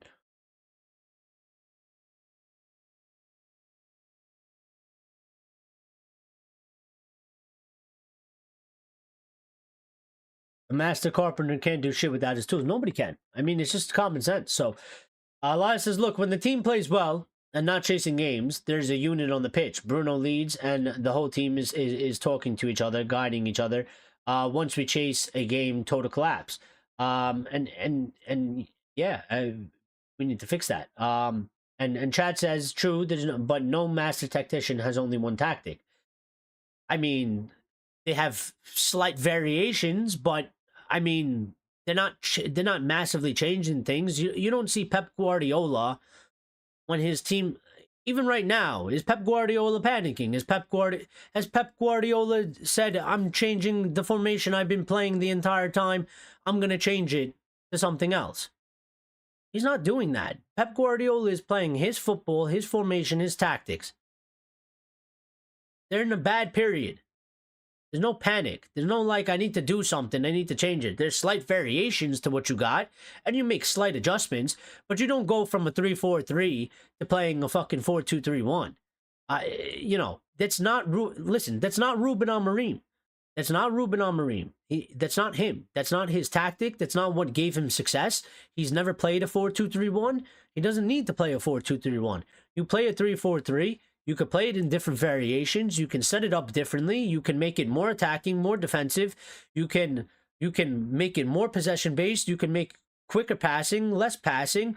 You could do all types of things. But this talk of that he needs to take his 3-4-3 and play a 4-2-3-1 to get results, I think is madness, because it's not who he is as a manager. So, you know, they made the decision to bring him in. They knew what he played. They knew what he was an expert at. They knew what he was successful at. And the only thing that I'm going to keep saying is the club need to do their job and get the personnel in for this system and for this style. And we must go with the system and style now and push through it. And whoever can adapt, good. We're bringing you on board. You're coming with us for the ride. Whoever can't adapt and whoever isn't good enough, bye-bye, there's the door, see you later, go play for a team that suits your style of play, and we bring in players that fit our style of play. And that's pretty much it. Chad says he has to be flexible. He does have to be flexible to a certain extent, yes, but I don't think, I think majorly changing that's too much. I think playing the same tactic in the exact same manner against every single team is obviously an issue, but I don't think he's doing that. I think there's minor tactical adjustments that you can do as a manager.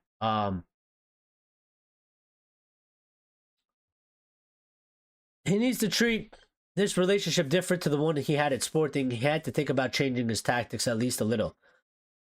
I don't think so. I don't think so. I don't think he does. I truly believe that if he changes his tactics, it's over. He'll get sacked. Because he's made it very clear, and he'll be going back on his word. So, you know, I think he's made a point to say that this is what I believe in, this is what I stand for. If you see me change this, then you know that it is the end. So he's willing to die on that hill, and so be it. I'm gonna back him for it. That's what he believes in. Go right ahead. I hope you're successful. I hope you're right, and I hope it works out. I'm not going to argue with him otherwise on that point. Is it true that Amorim smashed the TV in the locker room, or was it fake news? Well, that's what they said, supposedly. I'm not 100% sure. Nobody's 100% sure, but that's what they reported, that he smashed the TV, flipped tables. Players were apparently crying and had tears. Because he just absolutely went berserk on them. I don't know how much of that is true, but that's what was reported. So, he needs to work with what he's got. Man doesn't blame the equipment. He is working with what he's got. He's doing exactly what he's doing right now. And he has to work with what he's got because he doesn't really have any other choice. I mean, if he had the choice and he had the luxury of a Manchester City situation where you can just walk in and say, get me 7 right backs till I get the perfect right back for my system, he would obviously do it. Every manager would do it. He's in the moment of working with what he's got. But that doesn't mean that you don't get him players to make his life easier and the job easier, because we have an overall project. It's not about Ruben Amorim. It's about transforming the identity and the play style of Manchester United and actually having a real identity and a play style. And it starts with this manager, because this is who Ineos have chosen to be their candidate to transform the football. That was one of their major points, is that we were going to create a playing style and an identity for Manchester United, one that we haven't had. They didn't do it under Ten Hag, because Ten Hag wasn't their appointment. Ruben Amorim is their appointment. Therefore, this is the football that they chose. This is the football that they want. And if this is the football that you want, you must then work to transform the team, irregardless of the manager. The manager is just there to supplement the transformation and help build it. And he's going to be given time to do it. And after a certain period of time, if it's not progressing in the manner that it should be, then he will be let go, and we will get in another manager that plays almost an identical way or a similar way. So this is the path we've set ourselves on.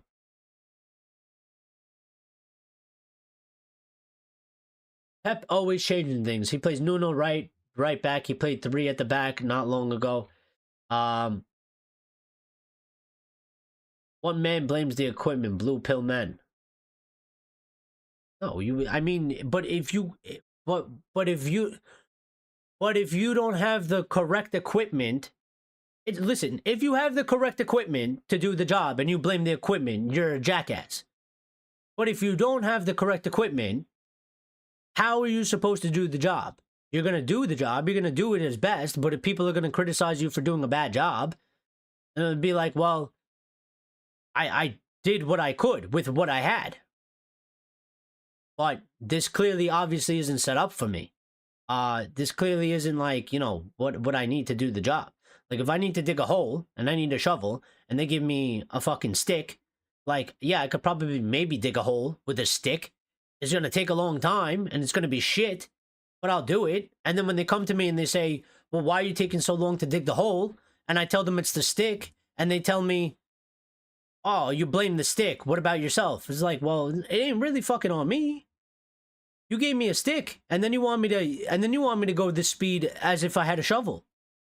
I'm doing what I can here, but you gotta help me out at the same time. You know? He should have transitioned to play his system. No. I'm not with that. I listen, Mikel Arteta didn't do that. Mikel Arteta at Arsenal did not do that. He did not come in and say, this team can't play the way I want. I'll transition it slowly. Mikel Arteta came in, said, this is my football. We're going to be shit. We're shit for 2 seasons. Let the people upstairs do their job. Let them remove these shit players from my team. Let them get in players that actually fit my system and actually have a good profile. Get them in, and we'll be further ahead as a squad once we start fitting in the right personnel. Because it's about getting the mentality and the... Listen, we're not going to replace 75% of the squad or 50% of the squad. Maybe over a certain period of time. But, you know, 4, 5, 6 players will make a major impact. The rest of the squad, you hope that they players in the squad are going to have to play in the squad. You know, we're not going to get rid of 90% of the squad. These players have to adapt. They're going to have to learn. They're going to have to play. So some of these players, they have to start this progress now. They start this progress now, and as we move along, we bring in a player here, a player there, a player there. We fit them into the system, and the system starts becoming more complete. But for the players that we're not going to replace, that we're going to keep, they need to start the journey as soon as possible to getting used to playing this system and becoming masters of this system. The longer you delay that, the longer it's going to take. So if he doesn't start that now, the players that we aren't going to get rid of, that we want to use and keep in our club, they're going to start that transition down the road, which is just going to delay the inevitable. Because even if he played a 4-2-3-1 and got results, when he goes to a 3-4-3, the players that are playing right now that are struggling, guess what they're going to do when we switch to that system in that period of time? They're going to struggle. And guess what's going to happen to him? He's going to be a year into his term, and people are going to be like, why aren't we further along in progress? Because you have been here for a year and a half and they cannot play your football because he started it a year later. If he starts it now, within a year's time, they should be much better at playing.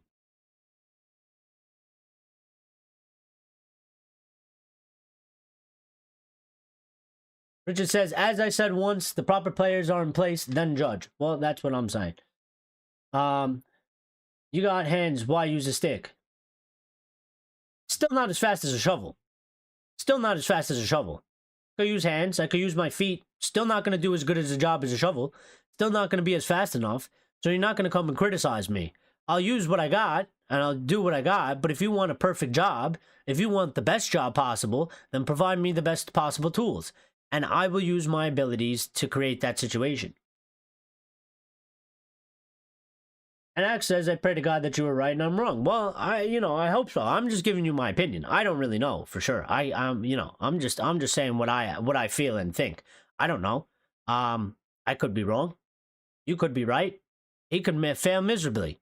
This could be the completely wrong decision he's chosen. But I don't see. Everything else has failed at this club, so I'm not against giving it a go. Why not? I got nothing to lose. Everything else at this club has failed. Everything we've tried, and everything every manager prior to him has failed. So why not? Why not? We got nothing to lose. Nothing to lose at all.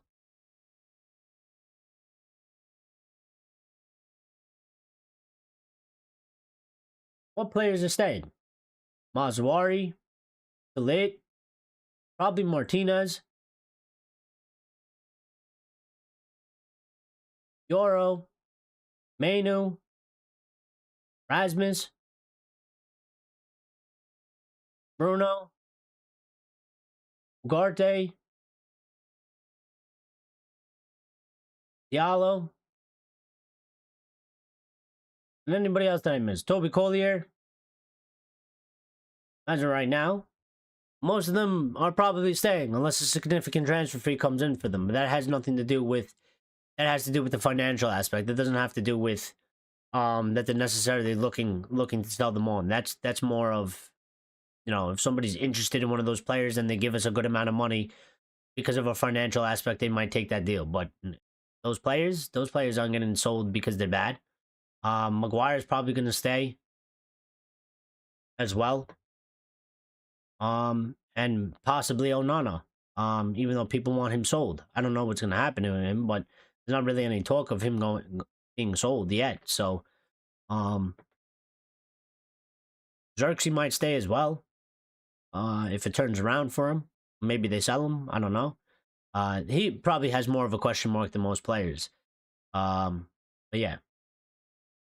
Delo is going to stay. Delo is not going anywhere.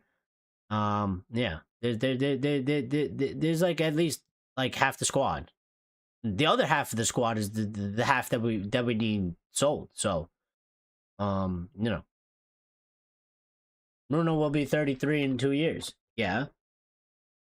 But so we could use him for 2 more years. I mean, listen, it all depends on what offers come. Like I'm not saying you have to keep Bruno, but I'm saying you gotta do correct things for the club.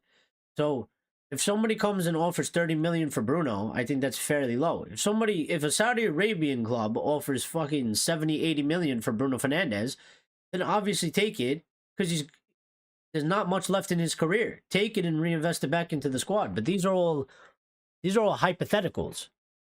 These are all hypotheticals. But in terms of players that they're probably going to look to move, I don't think they're going to look to move any of those players. Now, if somebody comes in with a significant transfer bid because we need money and we need to sort out our financial aspect, then they might consider selling. But in terms of players that they plan on using for the squad, those players are pretty much there,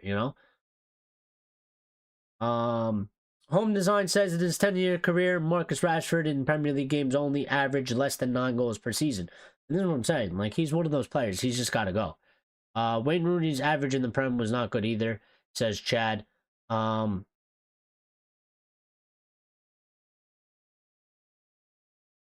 Richard saying that he was there and witnessed Manchester United get relegated, and he is assuring us that we are not getting relegated. So, no, we're not getting relegated. That's complete nonsense. It's look at the table. The teams in the table are not going to make up a fucking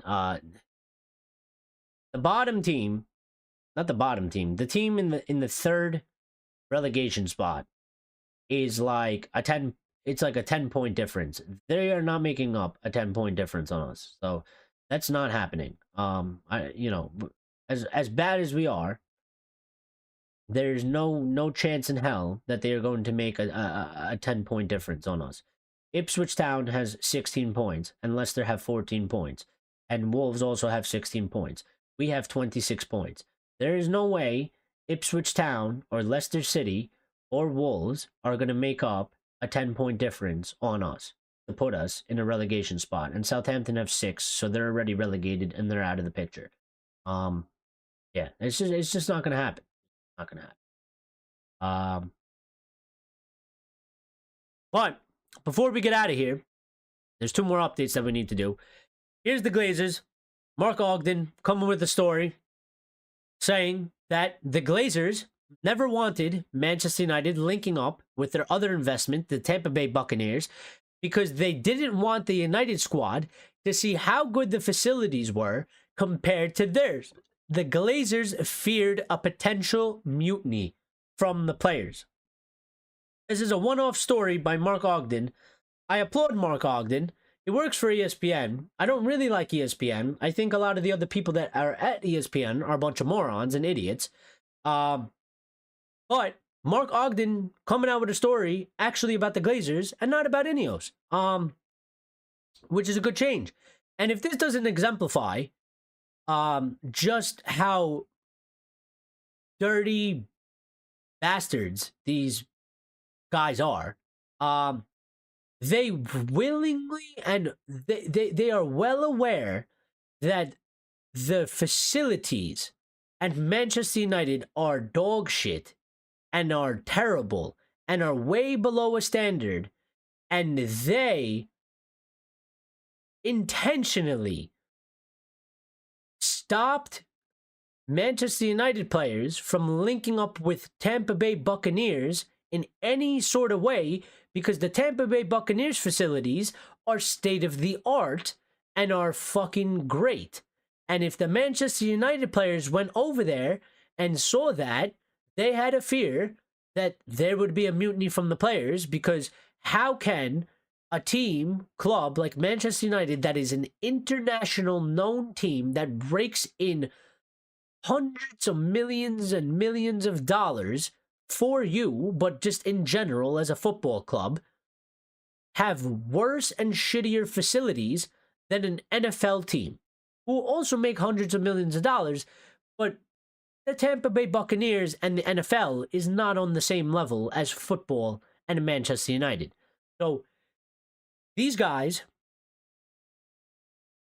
are literally the worst people in the history. And it just shows you, like, they own Manchester United because it is passive income for them. They don't give a shit about the sport. They don't fucking care in any way. They don't like the sport. They don't care about it. They like football, American football. They dearly care about their Buccaneers team. And it actually means something to them that they own them, because they take care of them and they don't abuse them, but they abuse Manchester United because they don't give a shit about us. So, I mean, if that doesn't spell it out for you, I don't really know what will, but I'm sure we all know that anyway. Axe says, what is a Tampa Bay Buccaneer or something? It's an NFL team, Axe.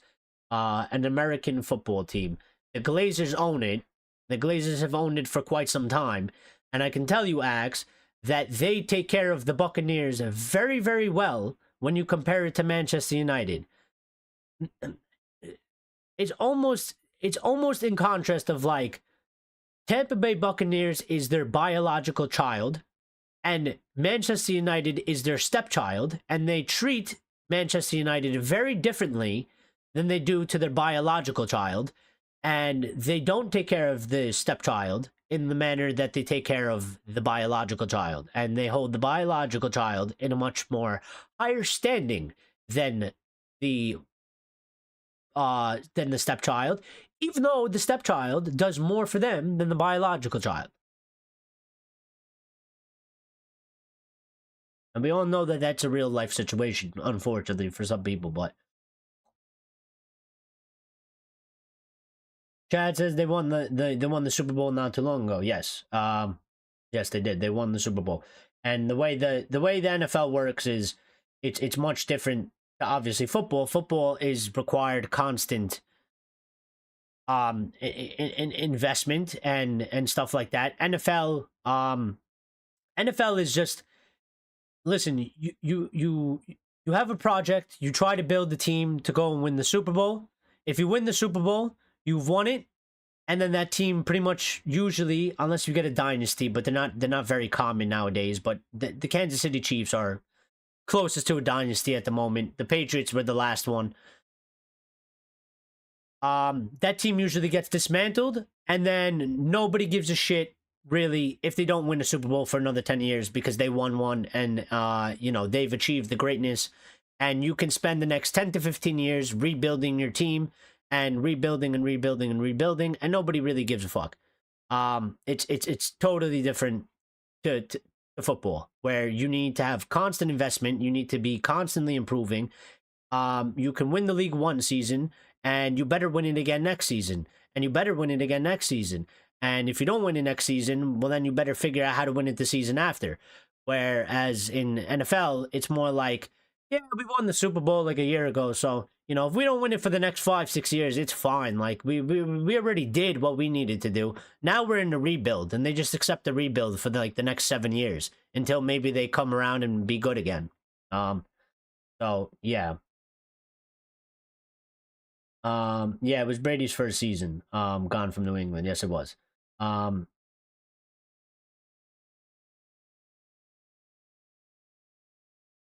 Lyle says NFL is different. The fans and the owners will rip you to shreds if you don't take care of your team. A new owner will come in real quick. Well, here's the thing. When Manchester United, when the Manchester United fan base was in the height of the Glazer out protest, it got so aggressive because I watched it happen in real time. It got so aggressive from the Manchester United fans that we actually, as a fan base, went over to the social medias of anything that had to do with the Tampa Bay Buccaneers. Instagram, Twitter, you name it, any platform, Facebook. Manchester, thousands and thousands and thousands of Manchester United fans from all over the world were going into the social medias of the Tampa Bay Buccaneers, writing Glazers out and anti-Glazer stuff. And what actually transpired was amazing, because there was American fans of NFL that don't watch football. They're not fans of football. They're fans of American football, and they're fans of the Tampa Bay Buccaneers. They actually started attacking the Manchester United fans, saying, "Why the fuck are you saying Glazers out? We love the Glazers. They gave us a Super Bowl." They actually like the Glazers. They actually stood up for the Glazers, and they actually attacked Manchester United fans for going into the social media of the Buccaneers saying Glazers out. Glazers are scum. And they were literally attacking United fans. And that to me was amazing, because it was like you can see the contrast of how they treat one club, they treat one team, and they treat the other. And one group of fans despise them, and the other group of fans in a different sport love them and are willing to protect them, and they say good things about them, that they're good people, they're good owners.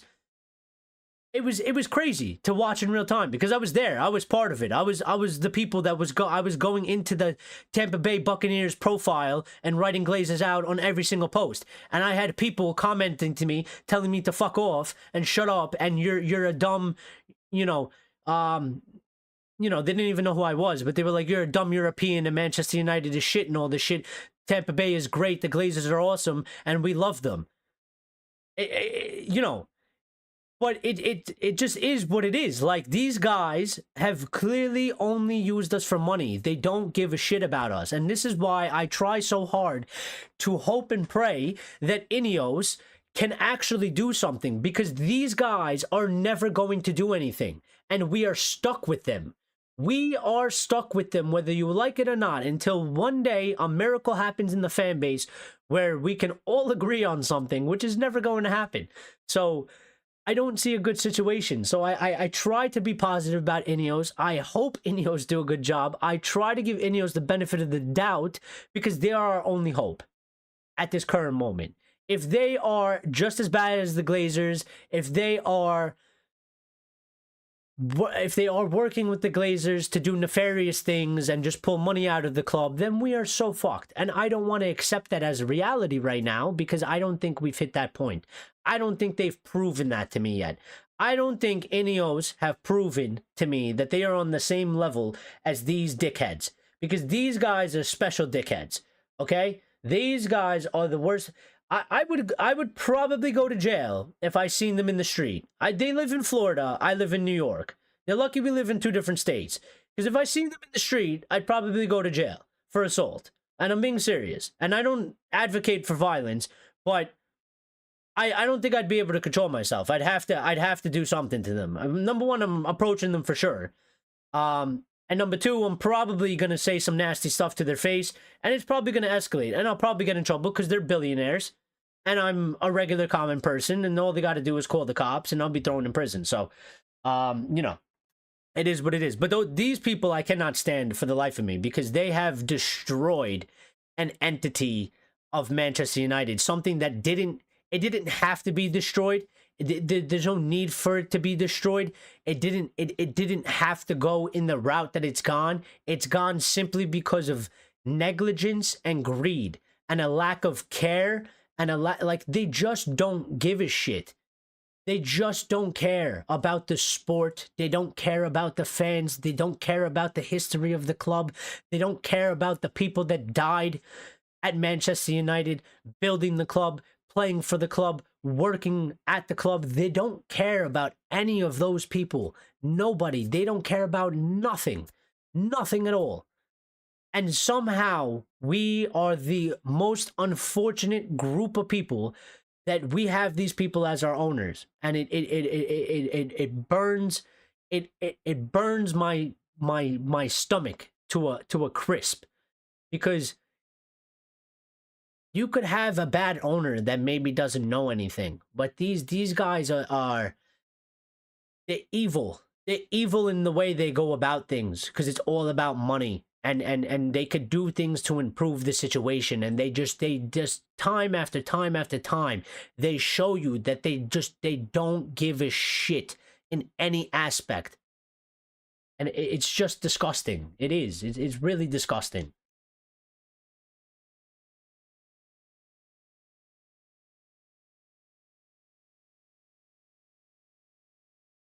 They don't know Baker, but they know his house is better. Yeah. You know, so yeah, I wanted to bring that in. And in other news, before we get out of here, Real Betis and Manchester United are checking all documents for Anthony's loan deal. As soon as approved, Anthony will travel to Sevilla for medical tests after verbal agreement done earlier this week. So Anthony is gone.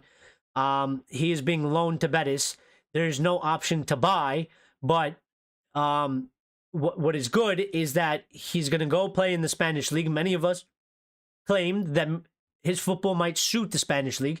So hopefully he has a good loan, and then he comes back in the summer, and he has some interest about him, and we could sell him and move him on, get a good fee, a decent fee. You know, we're not going to recoup anywhere near the 80 million, but 20 million, 25 million would be good, would actually probably be great. And get his wage off of the wage bill. And we use that funds to get somebody that can actually provide something to Manchester United and fit the system of Ruben Amorim. So, yeah, some of the wages off the books. I think we need more details exactly, because Real Betis were pushing for us to cover most of the wages, so it might not be that big of a win, Lyle. But what's important is that hopefully he goes there, he gets a good amount of playing time. I know that they put in the deal that he has to play a certain amount or they're going to be paying extra fees. So he is going to get a certain amount of playing time guaranteed, unless they want to pay extra fees, which I don't think they do, because Real Betis is a club that doesn't have, an extensive amount of money. So, Lion says that shirt does suit him. I mean, it looks all right. It looks all right, not bad. So, yeah, with United, I would probably agree, Lyle. At this moment in time, a win is a win in any form, and that's the unfortunate. That's the unfortunate thing, that the bar is so low that like we will pretty much take anything at this point. So, let me just go and see if there's any other news that came out while we were live.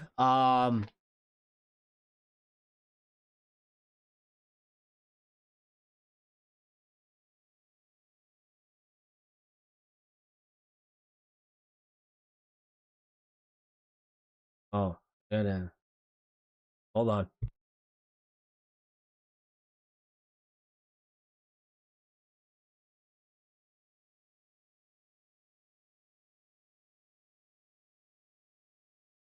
About that, I had to answer the phone. I'm looking. I don't really see anything. We did have an update 33 minutes ago from Dean Jones Soccer, saying that Casemiro is receiving proposals from the MLS. So let's hope that's real and there's actually some concrete interest in there.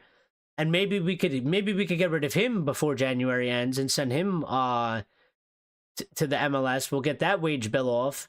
So that's good.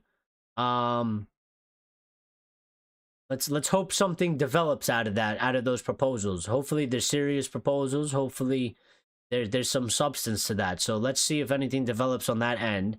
And again, that's being reiterated by pretty much everybody, that Casemiro is receiving proposals from the MLS. So maybe we end up selling him to the MLS. Because the Saudi interest doesn't seem to really be there, and at this moment in time.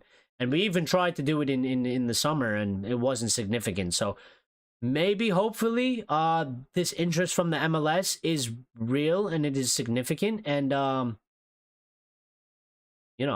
let's see. But there's no other updates other than that. So, listen, it's been a very good show. I'm gonna ask again, because you guys have been so great doing this. I need you guys to get into the comments after I end the show. Leave the comments down under below. Thank you to everybody that smashed the like button. Thank you to anybody that's new that subscribed. I had the full list of people that subscribed. We are at we are at 2,899 subscribers. We are trying to get to 3,000. We have gained another 3 subscribers today. As you can see, just a week ago or so, we were at 2,890. So we're at 2,899. I need to update that counter because it's supposed to be live, but it's not working. But I'll sort that out at another time. But thank you to everybody that's new to subscribe. Make sure you hit the notification bell icon so you get the notifications for when we go live, so you don't miss a live. And I need to give you guys an update because I'm pretty sure, unfortunately, I won't be able to do a Red Devil recap tomorrow because I am going back to work. The job that I was on, they want me to go back, and they asked me to go back tomorrow. So I might not be able to make it. I might do so, but it's not likely, because I might have to stay late, and therefore I won't make it back, until like 6 p.m. my time here. So that would be far too late to do a Red Devil recap. So I might not be able to do that. But I don't know. We gotta see. But it just know that, like, if you don't see anything pop up like 15 to 20 minutes after the match, just know that it's not happening. And it's for that reason. You know, if it does happen, it'll be a little bit of a surprise, and you'll see it pop up on in your feed and YouTube anyway. And it'll be there ready to go. But it's most likely not going to happen. So I just needed to let you guys know that, which is unfortunate. Yeah, I mean, usually, listen, if I didn't have to stay late, Home Design LA, if I didn't have to stay later than usual, I would make it in time. It would be a good time. But they're giving me overtime, because they need things done. So we're working later than usual. If it was a normal day, I would be home, you know, the time the match starts, so I'd be home to do the show. But this circumstance is that, you know, they're pushing to get the job done, and so they're making us work extra hours. So, you know, it is what it is. But if anything, worse comes to worse, you know, we'll be back for the Red Devil recap on Sunday for the Sunday match in the Premier League. So we'll be there for that. Hopefully Manchester United win tomorrow. I'm gonna try and, you know, have the game on while I'm kind of working. It'll be in my pocket, so I won't really be able to watch it. But you know, if there's goals, I'll have a good look at it or something like that. So remember the Nuno Mendes talks? Yeah, those died. I don't know what happened to that. So topic of the day: favorite superhero book / cartoon character. Yes, if you make it to the end of the show, we always do. With the comments that I graciously ask you to leave underneath the show once I end it, because YouTube likes comments under the show, so it helps the channel. You leave us a football opinionated comment of some sort, and then we always have this sort of secret inside comment that we do, and the topic, Lyle has chosen it, so we're gonna go with it.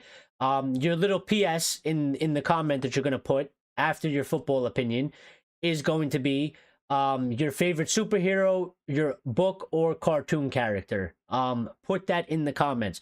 So guys, I'm gonna leave you because I gotta go do some things. I guess good luck tomorrow. Hopefully we have a good response and a good match, and we get a good result. I hope Manchester United show up tomorrow and turn up. And we'll speak. We'll speak on Sunday most likely. If I can't fit in another show in between that time, worst comes to worst, you know that I will be back live for the Red Devil recap for the match in the Premier League on Sunday. So thank you, everybody. Remember, as Lyle is saying, remember, refresh the stream after the show and leave a comment down below. It helps the channel in a big way. It absolutely does. So thank you guys for that. You guys have been fantastic with that support. It's been very, very good. PSG is winning 4-2. That's fantastic. So yeah, thank you again for the support. Thank you for the good discussion. Chad getting involved today. Very good discussion. Home design as well. A little bit different from our usuals. So we shout out to you guys for getting involved as well. But shout out to all our regulars as usual. Have been carrying this channel and this show for quite some time. So I'm gonna go. Catch you later. Everybody be good. Have a good night, and we will speak soon.